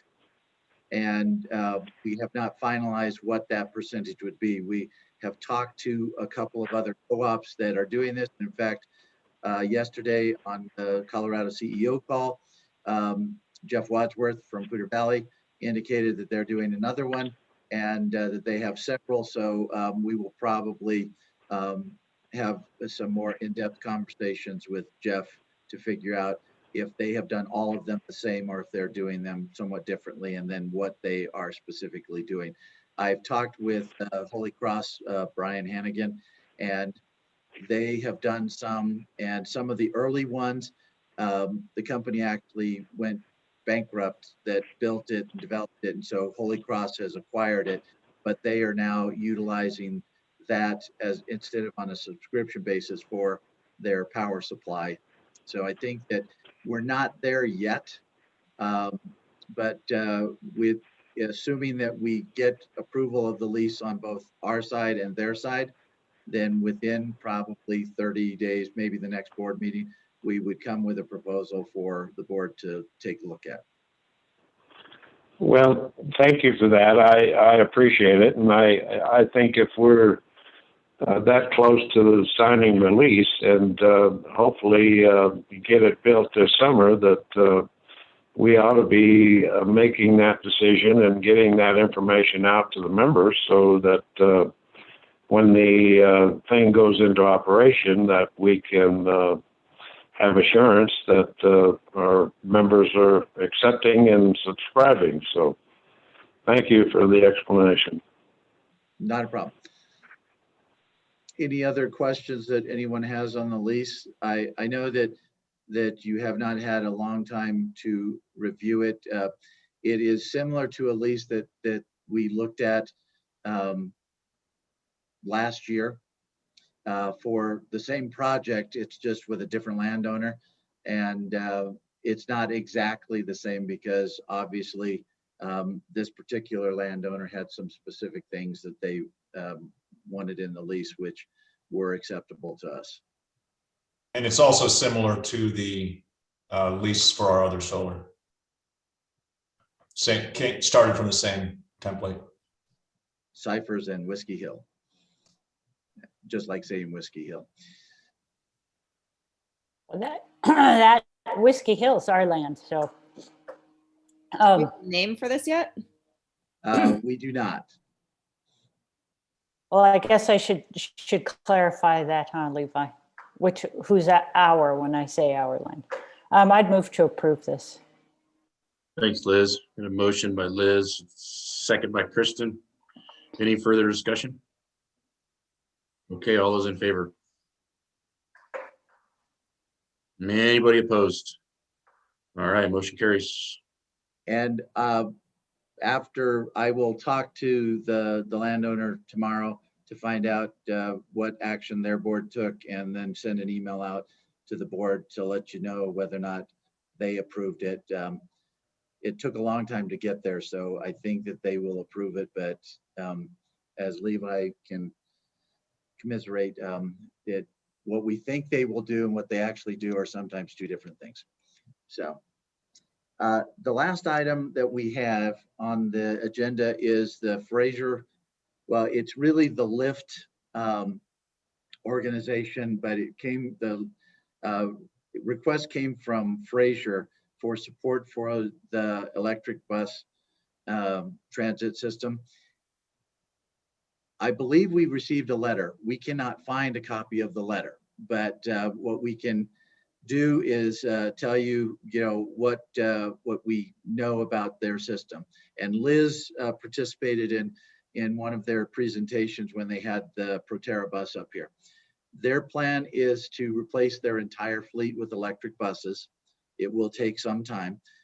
When you order an electric bus right now, it's about a 14-month wait time for delivery. I believe that in their presentation, they indicated that 2023 would be when they would probably get their first bus.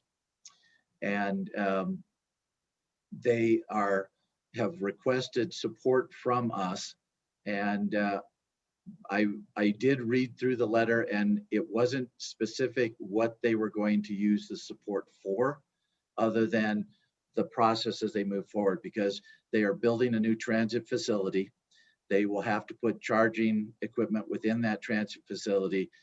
Based on what they have told us, that's going to be a significant investment as well, potentially between $2 and $3 million for the charging equipment. But they will not do all of that initially, because obviously they're going to buy these buses over time. And so, as I said, the first bus, if they were to move forward, and I think they are looking for grant money as well, that they would end up in a situation that even if they ordered it now, it would come in the late 2022, but I think that based on their timeline, they're looking at 2023. Talking with Rob, I didn't get a response from Chris. Did you see anything from Chris, if he had a copy of the letter? No, I requested it. He's in a meeting right now, so I did not get that. I apologize. Okay, I believe that there was not a specific ask dollar-wise in there. So what I would suggest to the board is that we go back to whether it's Fraser, Winter Park, and Granby, or all three, and ask them to provide us with some more information as to the dollar value that they're requesting, and then specifically a plan as to how they would utilize those funds. Because if they're just going to use it to cover the cost of working this project until they get to the bus part, I don't know that that's something that we would want to support. Obviously, the DOE grant does, if we are successful in that, does have a significant chunk of the $4.9 million is for electric bus support. So with that, I will try and answer any questions from the board that you have. But like I said, we're unable to find the letter that they sent us at this point. Mark, I didn't attend the presentation. I just saw the bus driving around town, and Chris sent an email about it. It sounds like they're, trying to work through the process. And at that point in February, they asked what Mountain Parks Electric could do to help them. And he replied, we have the Electrify Everything program. Clearly now we've done a DOE grant request. I think we need to ask them for some specifics, like, do you need support in attempting to get grants, saying, hey, we support this project, the concept of this? Do they need dollar amounts, and where are they, for what? Talking to them about the, they're going to have some fairly large demand, I would think, if they don't spread that out over time. So thinking about rate structures and whether or not Tri-State gets their level 3 charging tariff through, and how that level 3 charging tariff might apply to a more a public transit facility versus a public charger. Those are things we can work on and support, beyond just a dollars ask, I think. Yes, and they did request that we provide them a letter of support, which we did. And it's saying that we believe that electric buses are a good thing. And so they have that letter of support for whatever avenues they may be looking at for other financial assistance, whether it be federal or state. And so that piece is there. I will say that, just in case somebody doesn't know, an electric transit bus is about $800,000 to $900,000 a piece. They're more expensive than a school bus. I'm guessing because they come in colors other than yellow. But doing their whole fleet is a significant investment to be made. And so obviously it would be done over a number of years. But we can go back to them and maybe get in more specifics. But since they sent the letter, I wanted to put this on the agenda, but what I would recommend to the board is that we table this item and that staff go back to them and maybe get a plan from them as to how they will implement the buses, but then also how they would utilize any money that was provided by Mountain Parks. Mark, I think that's a good idea. I would suggest though that, and I'm sure you're already doing this, this is a huge engineering opportunity to get in early and have some influence over how they design the system, because obviously that can impact whether we have the ability to help utilize this to shave peaks or perhaps realize some other benefits for the cooperative. So I just think it's great that they're reaching out early. And I would encourage Mountain Park staff to try and have as much say and as much input over how they design this out as possible. And actually, Scott and I did meet with the town manager for Winter Park and talked to him about the transit facility and how they are doing it. The issue for them at this point is that they're not sure yet. I mean, they're in the design process, but they don't really know. They haven't made, I think, some of the critical decisions that they need to. And what we offered is that we would be willing to meet with them, be willing to work with them on, you know, any design issues that they had and other stuff. And so we've put that olive branch out there. They have not taken us up on it yet. So. Well, hopefully they do. We can make that contingent on financial support. That's other important support, you know, engineering and design support. So seems like that's the stage they're at.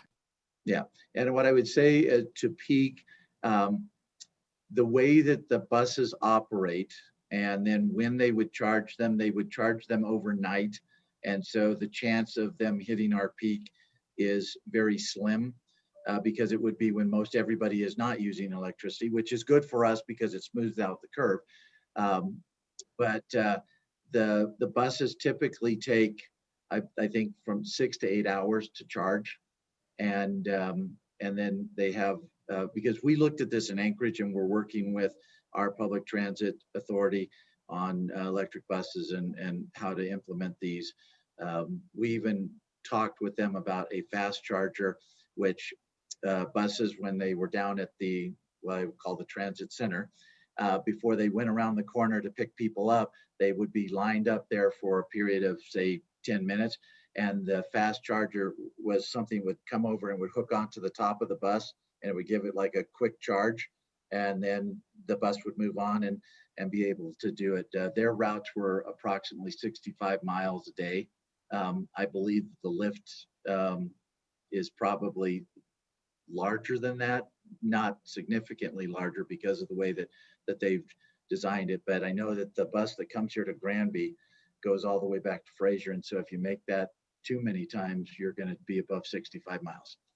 Some of them, certainly. What I was thinking was more like the V2G opportunities that are starting to arise. So we've seen at least one cooperative do a vehicle to building capability. I believe one of the buses that we had tried to get, the one for East Grand, did have a vehicle to grid feature. And it seems like if there were buses that were not running during our peak and we had some ability to tap into that to shave our peak, that could be a really cool opportunity. And a lot of grant dollars are probably available for that. Liz, any thoughts? Yeah, I was just going to say, I think that, you know, that the technology is evolving so quickly that by the time the building gets built and the last bus is purchased, if they purchase an entire fleet, there'll be options at that point that we won't have necessarily built for early unless we're very careful. And I think there are a couple of things right now. The lift runs for the most part heavily in the wintertime. But the shoulder seasons and the summer, the routes don't seem to be as busy. And so they may have buses with batteries sitting around during those months that aren't out on routes. The other thing is the proximity to the substation, and our solar could provide some opportunity as well. So I think it's really, it's a really exciting time, but it presents a lot of challenges for engineering to think about things that don't exist yet, or just the ideas exist, but we don't know the standards. So good luck, you guys. Thank you. And if there are no other questions, this might be a good time to take a break because we've got about 10 minutes before the auditor shows up. Perfect. So we'll be back here at 10 o'clock.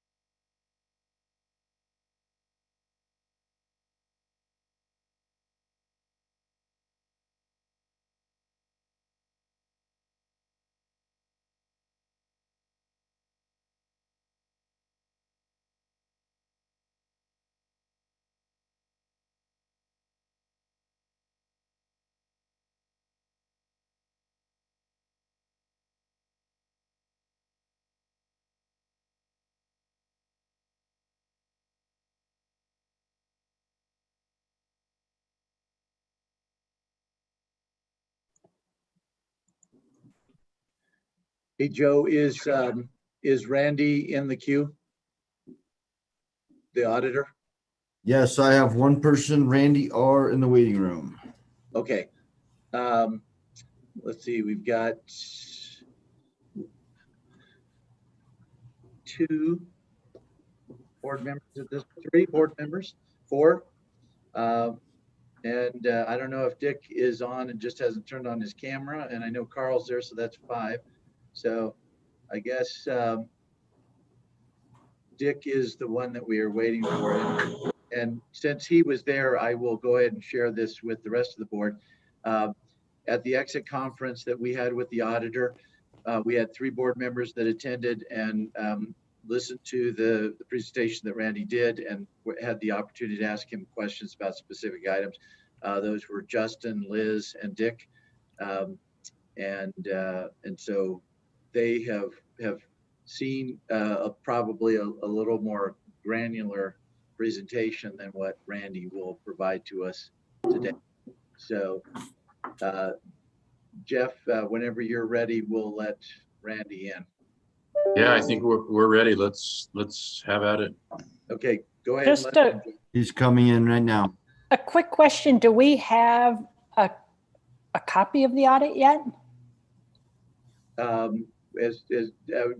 Randy's audio is now good, so we can ask him that, but I think the answer is yes, we do. But it's not Stacy, the one that we have, is it final? I have just got, let's see, today I saw in my box hard copies of the audit. I have a final issued audit report that Randy sent me Tuesday of this week. I'll forward it to all of you right now.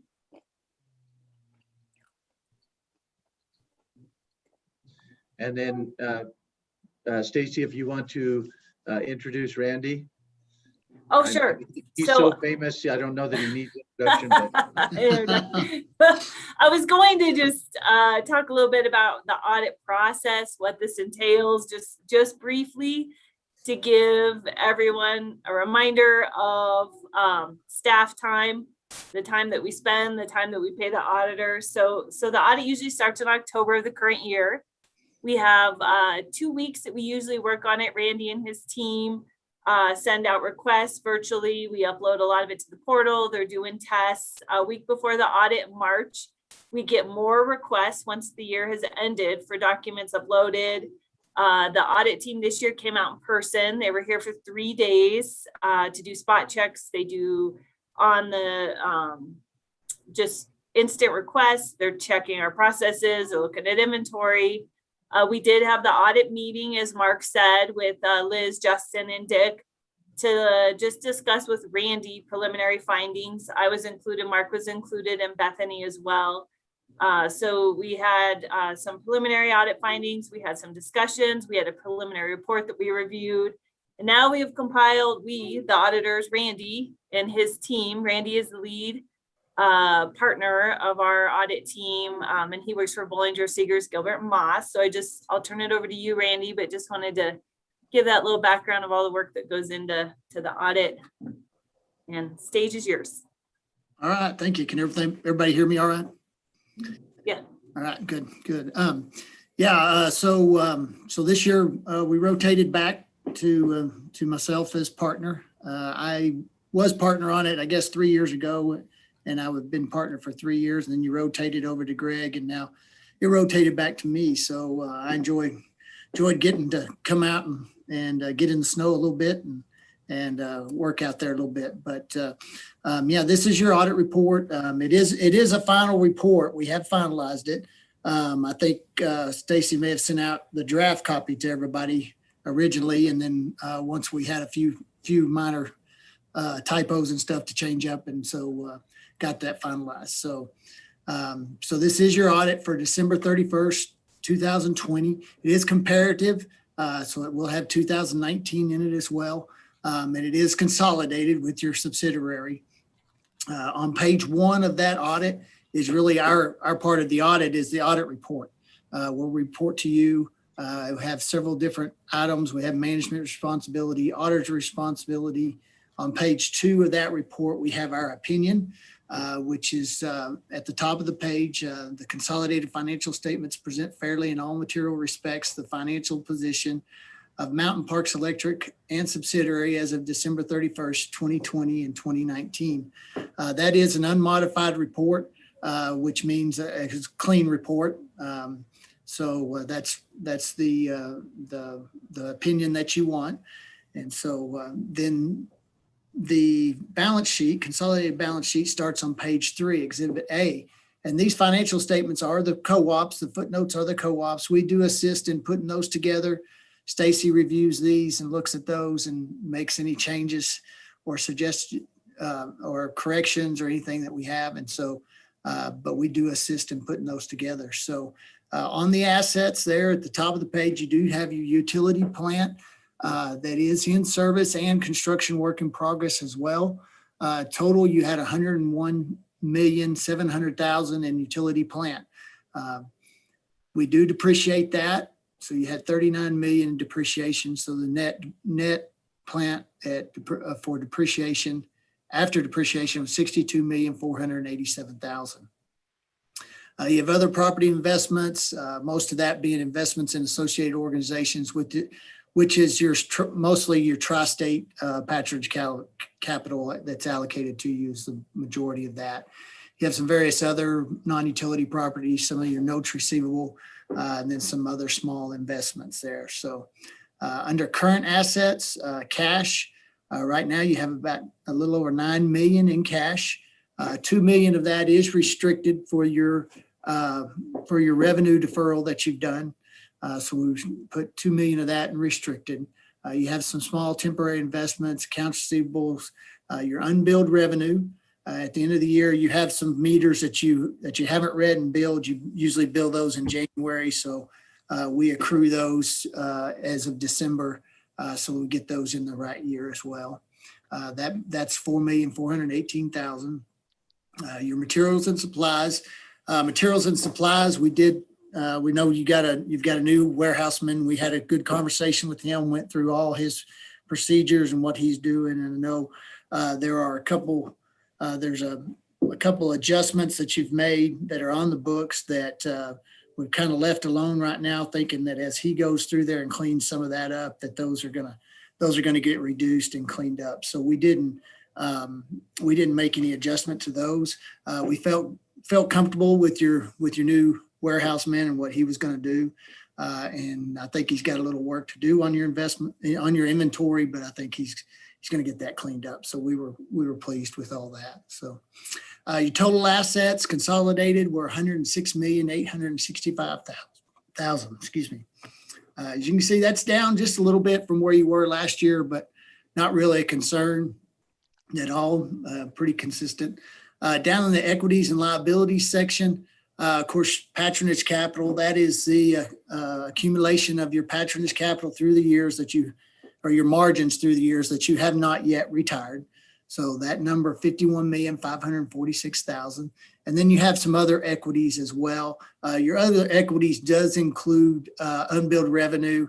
Since that's unbilled, you'll actually allocate that the year that you collect that or bill that. So we go ahead and move that to other equities at this point.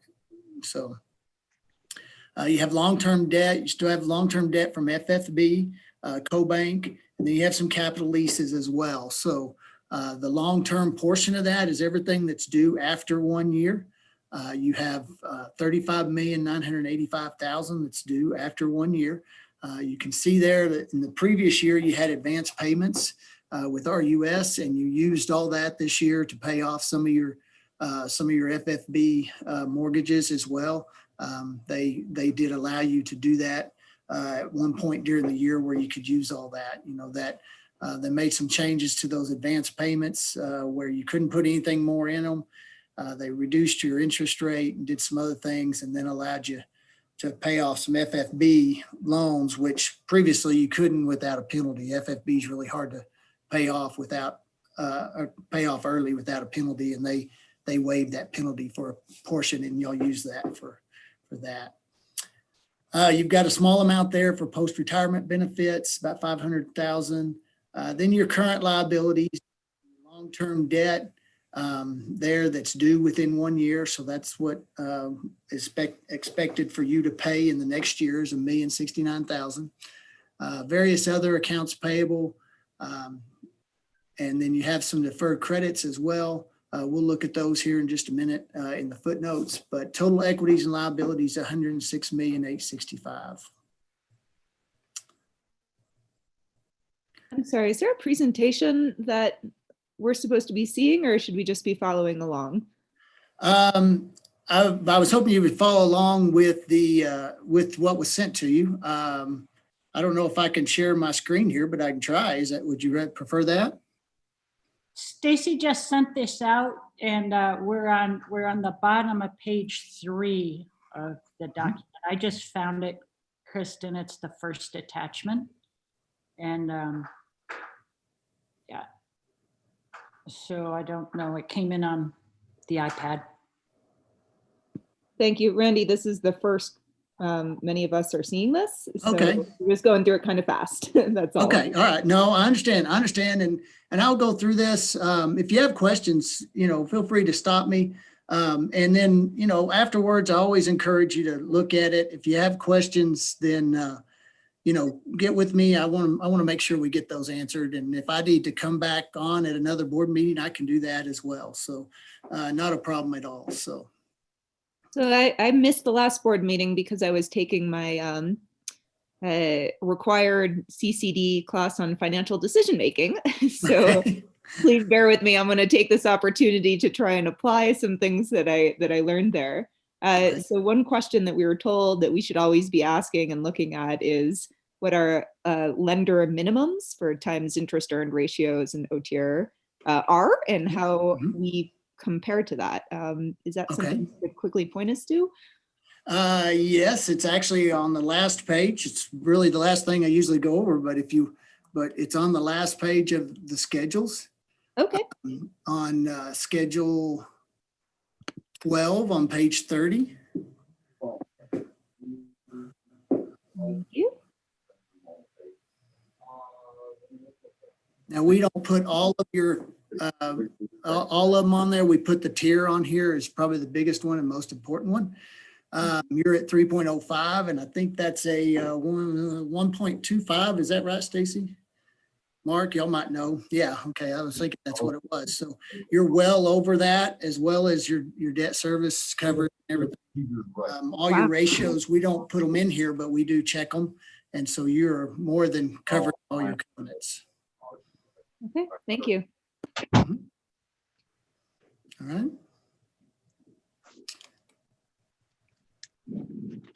So on page, let's go back to page 4. This is Exhibit B. This is your consolidated statement of income and patronage capital. At the top of the page is your operating revenues. This year down just a little bit from the previous year. Your commercial down and industrial down a little bit, your residential down. And we're seeing most of our co-ops that we've been working with, we've been seeing the commercial and industrial down for 2020. Most of the residential's pretty close to what it was last year, and y'all are pretty consistent with that too. You'll see there a deferred revenue plan. During the year, y'all did recognize $750,000 from your previous deferred revenue plan, but then you also deferred $750,000 more. So we've really netted that to be a zero effect on you in this year. So, but then your operating expenses, of course, your largest operating expense being purchase power, $23,660,000 in purchase power this year. Various other expenses that you have, total operating expenses, $36,439,000. Your interest on your long-term debt there, you can see it went down with y'all paying off all those FFB loans. You're a little bit less in interest for the year, $1,443,000. So your operating margins prior to any patronage capital that was allocated was $1,742,000. See, that's up from $1,126,000 in the previous year. So a good increase there. Your capital credits that were allocated there between Tri-State and various other ones. So your net operating margins, $2,513,000. You did have some non-operating income down there. The interest income, $241,000. You'll see where that is reduced from the previous year, and that has to do with that advanced payment to RUS that you used for debt as well. You did that about mid-year, so that'd be about right for about half of that.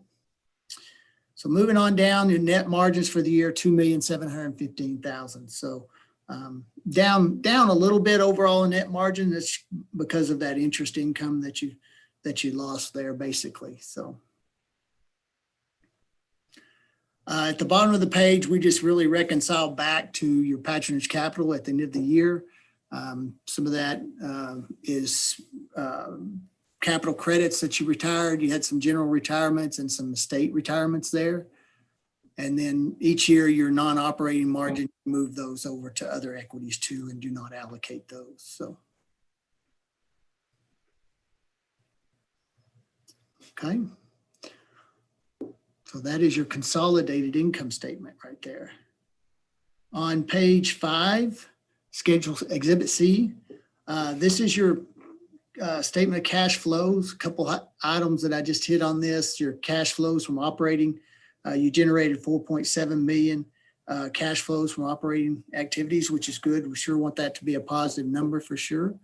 Under investing activities, one of your biggest uses of your cash is usually additions to utility plant, and you had almost $1.3 million this year. And then you can see down in the financing area where what you paid on your loans, and then what you retired, your capital credit that you retired as well. So you did increase your cash $1,212,000 during the year. So.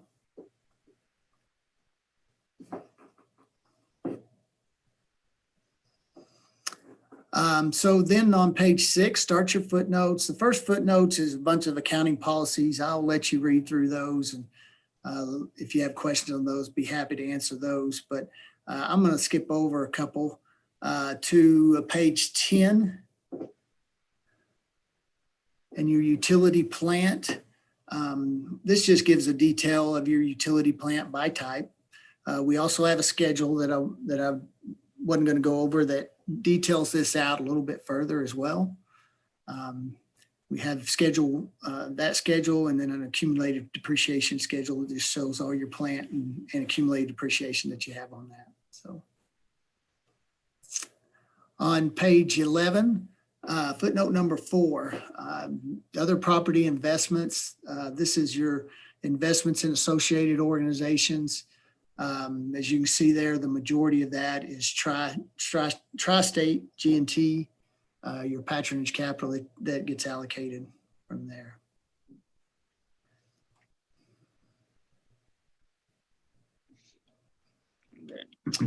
Over on page 12, at the bottom of the page, footnote number 7, return of capital here. You do have some requirements that you have to have for you to retire capital credits. You have to be over 30% margins, and your equity and margins to total assets is 54.3%. So you're well over that. So you don't have any limitations on what you can retire or anything. So what page are you on? I'm sorry, page 12. Thank you. Note number 7.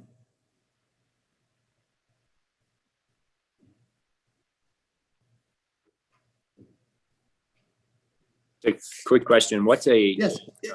Yep, sorry. Under the National Rural Electric, we have capital term certificates. Can you explain the difference between that and a patronage capital? Sure can. So with CFC, you borrow money from them. And so the patronage capital, they allocate that to you based on what you borrowed from them, the interest that you're paying to them. The capital term certificates, whenever you borrow from them, they require you to purchase these certificates, a certain number. And so through the years, you've had to purchase a certain number of certificates to borrow money from them. They have different interest rates. There's three different interest rates. Some of them are 0%, some are, I think, 3%, and some may be 5%. I'd have to look back at that. But so that's a requirement for you to borrow from CFC, that you have to purchase those up front. They slowly get paid back when you pay off a loan, and as you pay down, they will they'll pay you back for those as well. So this year you didn't receive anything; they're the same balance, but occasionally you'll receive a little bit.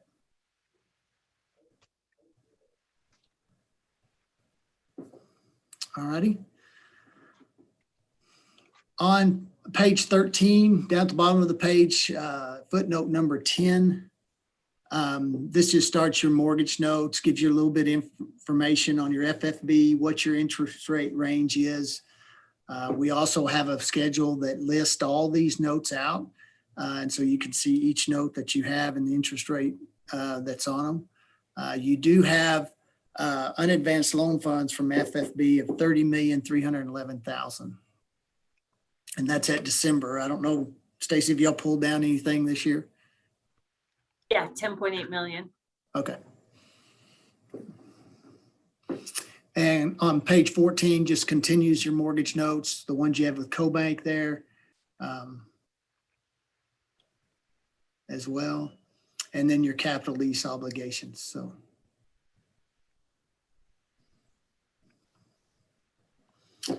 On page 15, footnote 13, you do have a couple line of credits. You have one with CFC of 5 million, and you have one with CoBank of 5 million. Neither one of those had anything outstanding at the end of the year. So, just a quick question, Randy. I mean, yes. I'm sure this is accounting 101, but you list the long-term debt due FFB for the next 5 years.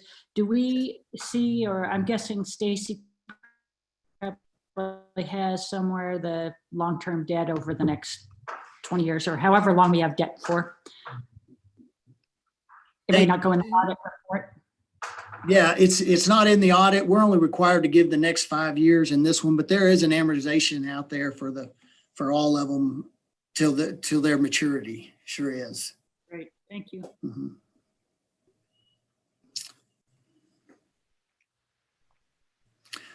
On page 15, footnote 14, deferred credits. You just have a couple items there to look at. You do have some customer advances for construction, $2,500,000. Some unclaimed capital credits. Those are when you retire capital credits, not all of them get claimed, and so you have all these outstanding checks and non-deliverables that come back, and that's where you're keeping up with those that are unclaimed there. And then your deferred revenue plan as well. And that deferred revenue plan has been approved by RUS, and so that's all in line. So approximately what portion of our capital credits when we issue a refund go unclaimed?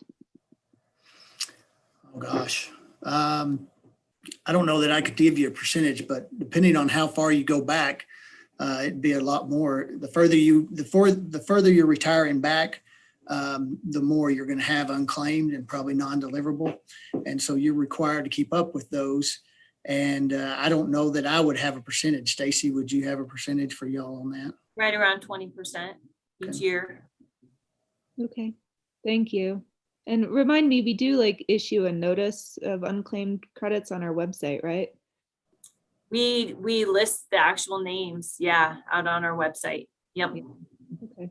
And then we hold these capital credits for 3 years, and we choose to not eschew them to the state. We put them in the education trust each year that the 3-year holding and listing on the website comes due, and roll these over to the education fund.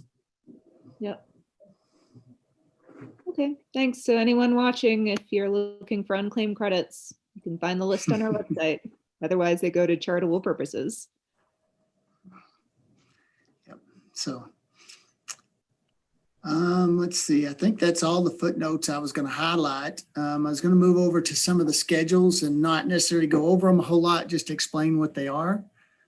So on page 19, Schedule 1, this is your consolidating information. So what you're going to have is you're going to have a column for the electric co-op, you're going to have a column for Mountain Park Services. And then some of those, you do have some eliminating entries between the two where they investments in or where they have receivables or payables to each other, those types of things. So the column, the far column on the right that's labeled consolidated total is what we looked at on Exhibit A.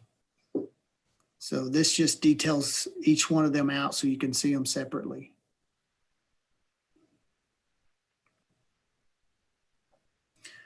Schedule 2 is just the information for 19. And then Schedule 3 on page 21, this is the income statement in the same format. So you can see for the year, the subsidiary services had about a $61,000 loss, mainly due to some tax expense it had to take this year as well. So.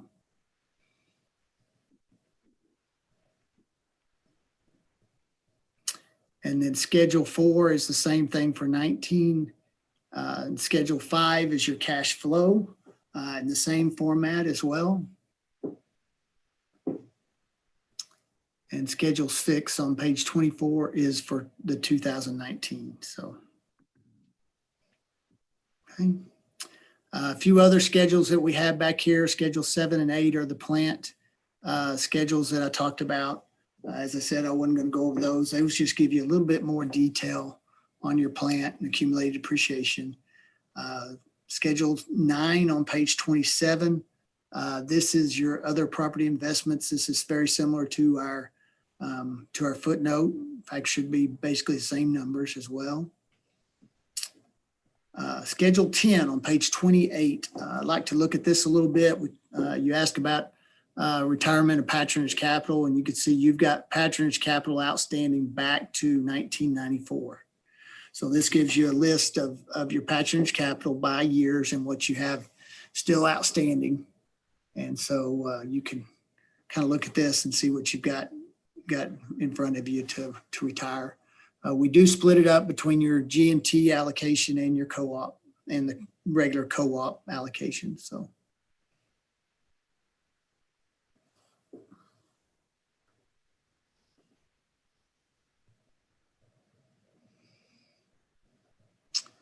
Schedule 11 just shows all your outstanding notes. As I said, each one that you have with FFB and CoBank.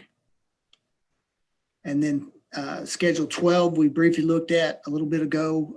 This is a 5-year comparative of your income statement. So you can kind of see where y'all been the last 5 years, really been pretty consistent on everything the last 5 years as far as net margins. At the bottom, you can see meters, net meters at the end of the year, your megawatt hour sales at the bottom there. So really been really consistent. So equity to assets, equity to total capitalization. So said your ratios and all your percentages for equity and everything all look good, very strong. Not any issues that we saw there at all.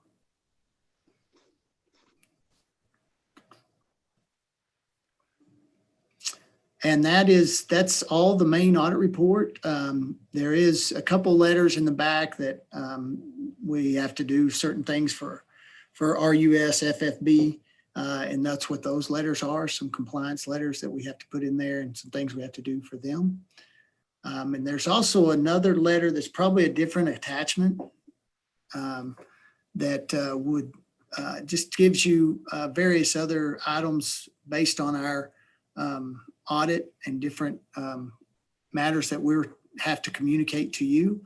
One of them has whether we have any corrected or uncorrected misstatements in there, which would be journal entries or any journal entries that we did not make. And we had both of those. We had some journal entries that we made, and we had a couple that we did not make. Also, and we'll look at those here in just a second. Disagreements with management, no disagreements with management, staff, no one. In fact, everybody worked really well while we were there. We appreciate everybody's help and what they in getting the audit done. It was very, very smooth and really appreciate it. So you'll find attached some some adjusting journal entries that we have. One's for the co-op, and well, the first sheet is for the co-op, and I think there's 5 adjustments. And that's in the other attachment on the email, if everybody's wondering, that I had sent out.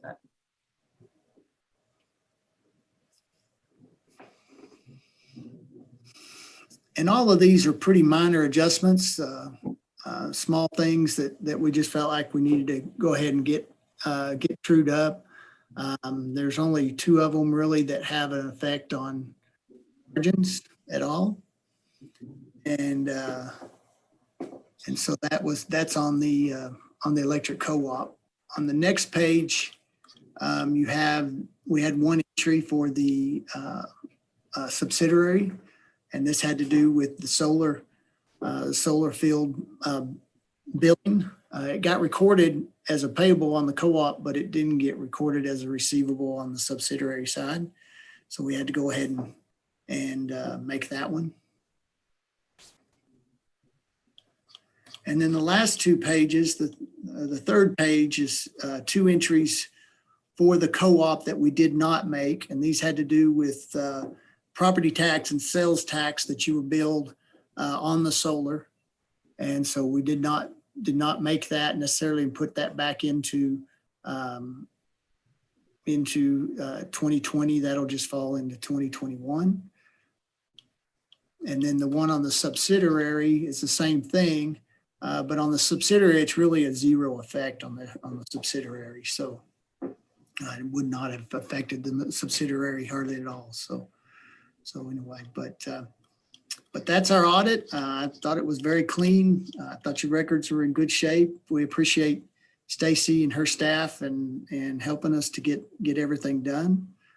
As I said, I know this is a quick run through. And so I encourage you to review this. If you have questions, let us know. We want to make sure we get those answered. You can holler at Stacy. Our number's on the top on our letterhead.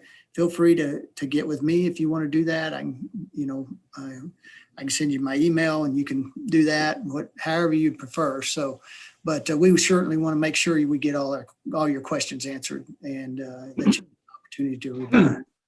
And as I said, if I need to come back and get on, virtually or however, again, I can do that and answer questions as well. So.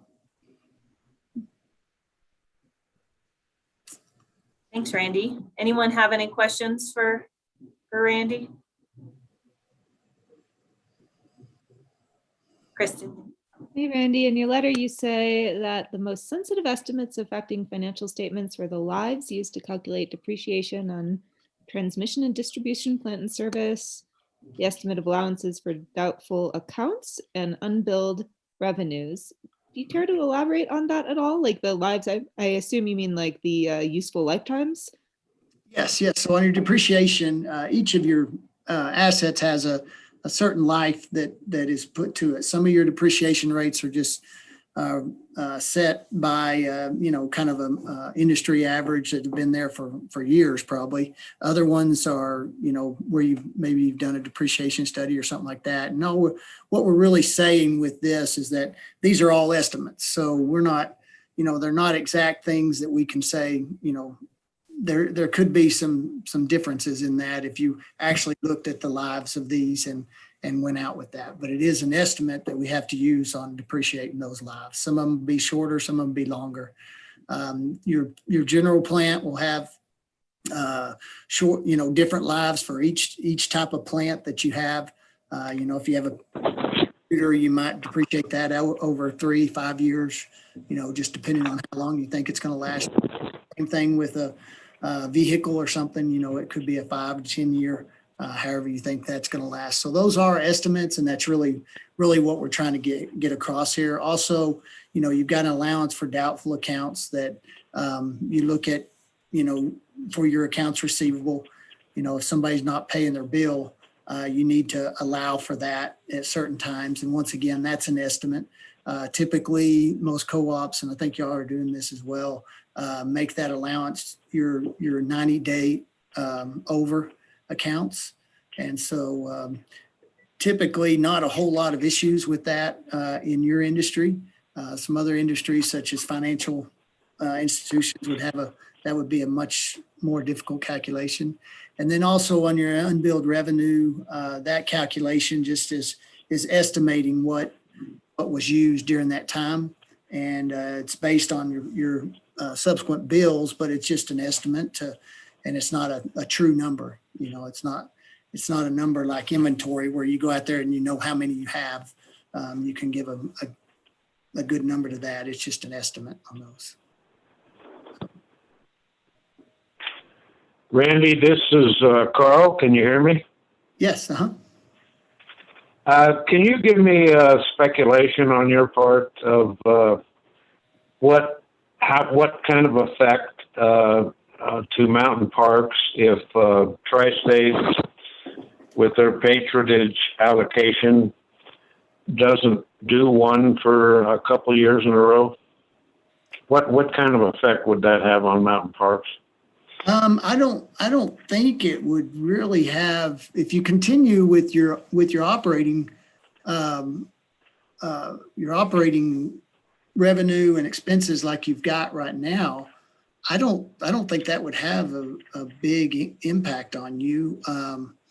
I'd have to go look at at your ratios based on, because that capital patronage allocation does go into your ratios that you calculate. But I think your ratios are probably good enough at this point that I don't see a huge impact. That would be something to kind of look at based on prior allocations. But you know, I don't see that hurting mountain parks too much at this point, as long as your operations stay where they were at and your income there. Okay, thank you. I appreciate that. That would be a pretty simple calculation to do, is just to go back a couple of years and take out those allocations and see where you're at. But okay, thank you. Seems like it might affect our cash flow a little. Well, it doesn't, not that. In the future, the retirement. Part, yeah, if they retire something, then that would be when you get cash. But when they allocate, you don't get any cash out of that. Carl, they wouldn't allocate anything. You're not saying they won't pay their. I was wondering, I was misunderstanding Carl's point. Are you saying that Tri-State just wouldn't allocate? They basically don't have any margins to allocate, versus they're not going to pay out the patronage capital for a. Well, I was going to bring this up later, but with the 2% rate decrease for this year and the same for next year, things are going to be fairly tight, and we won't know what's going to happen until probably next month. But they are thinking about no allocations for 2 years in a row. And I would assume that there would be no retirement also, but it's not set in stone. But a lot of co-ops depend on that allocation for their books. And that's why I asked that question of how it would affect mountain parks, because next month, we're probably going to have to make a board decision on that issue. So it's a possibility that we won't get either one. And I just wanted to know what Randy's opinion was on how it would affect mountain parks. Yeah, and that's the way I understood it as well, that it was an allocation, not necessarily retirement. I was kind of pulling up some ratios here, but yeah, I just don't think, with y'all's tier where it's at and your debt service, I don't think you're gonna. Yeah, your debt service is 2.97. I went ahead and pulled up our work paper on that. So with both of those where they're at, they're very strong. So I just don't know that you'd have a whole lot of an issue with those. And again, thank you for that. Along those lines, another stress test question. Randy, if we were to have several years in which we incurred multi-million-dollar expenses as a result of fire damage, would that reasonably be foreseen to impact some of our key metrics? It could, just depends on the size of those, but what's really going to impact you on that, since it's your plant, you're going to have your plant out there, you're going to retire a plant, you're going to add new plant. And so when you add that new plant, you're not going to incur all that expense in 1 year. So you'll be depreciating that over whatever that new plant life is. So depending on how big that is and how much that depreciation increase is, we could determine that. You're also going to have, that would be something that would have a cash flow effect on you, actually. So depending on if you didn't get any FEMA money, if you get FEMA money, then that would certainly help. But if you don't, you have to take out long-term debt to pay for that. Then on top of that, you have some additional interest expense as well. So, so both of those, that's where you'd really be affected on those as far as financial statements. But yeah, that, the depreciation's the big hit and the interest. So Just hope the fire burns fully depreciated assets. It's well, actually, even retiring those assets don't hurt you in a co-op, because your net loss to retire that does not hit your income statement. It hits your depreciation reserve. And so that really is not something that would hurt you as well from an income statement side. Thank you, sir. Mm-hmm.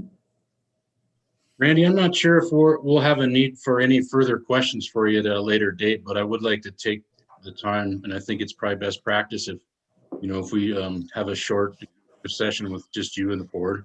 Okay. Unless there's any other questions anybody has in open session. I realize, I'm sorry, Joe, it's kind of a pain to take us down and back up again, but if we could just go into a quick executive session, I'd appreciate if somebody would take us there. I move to go into executive session to follow the NRECA's best practice for the board to meet alone with the auditor. Thanks, Liz. Got a motion by Liz and a second by Dick. Any discussion on that? Okay, all those in favor? Anybody opposed? All right.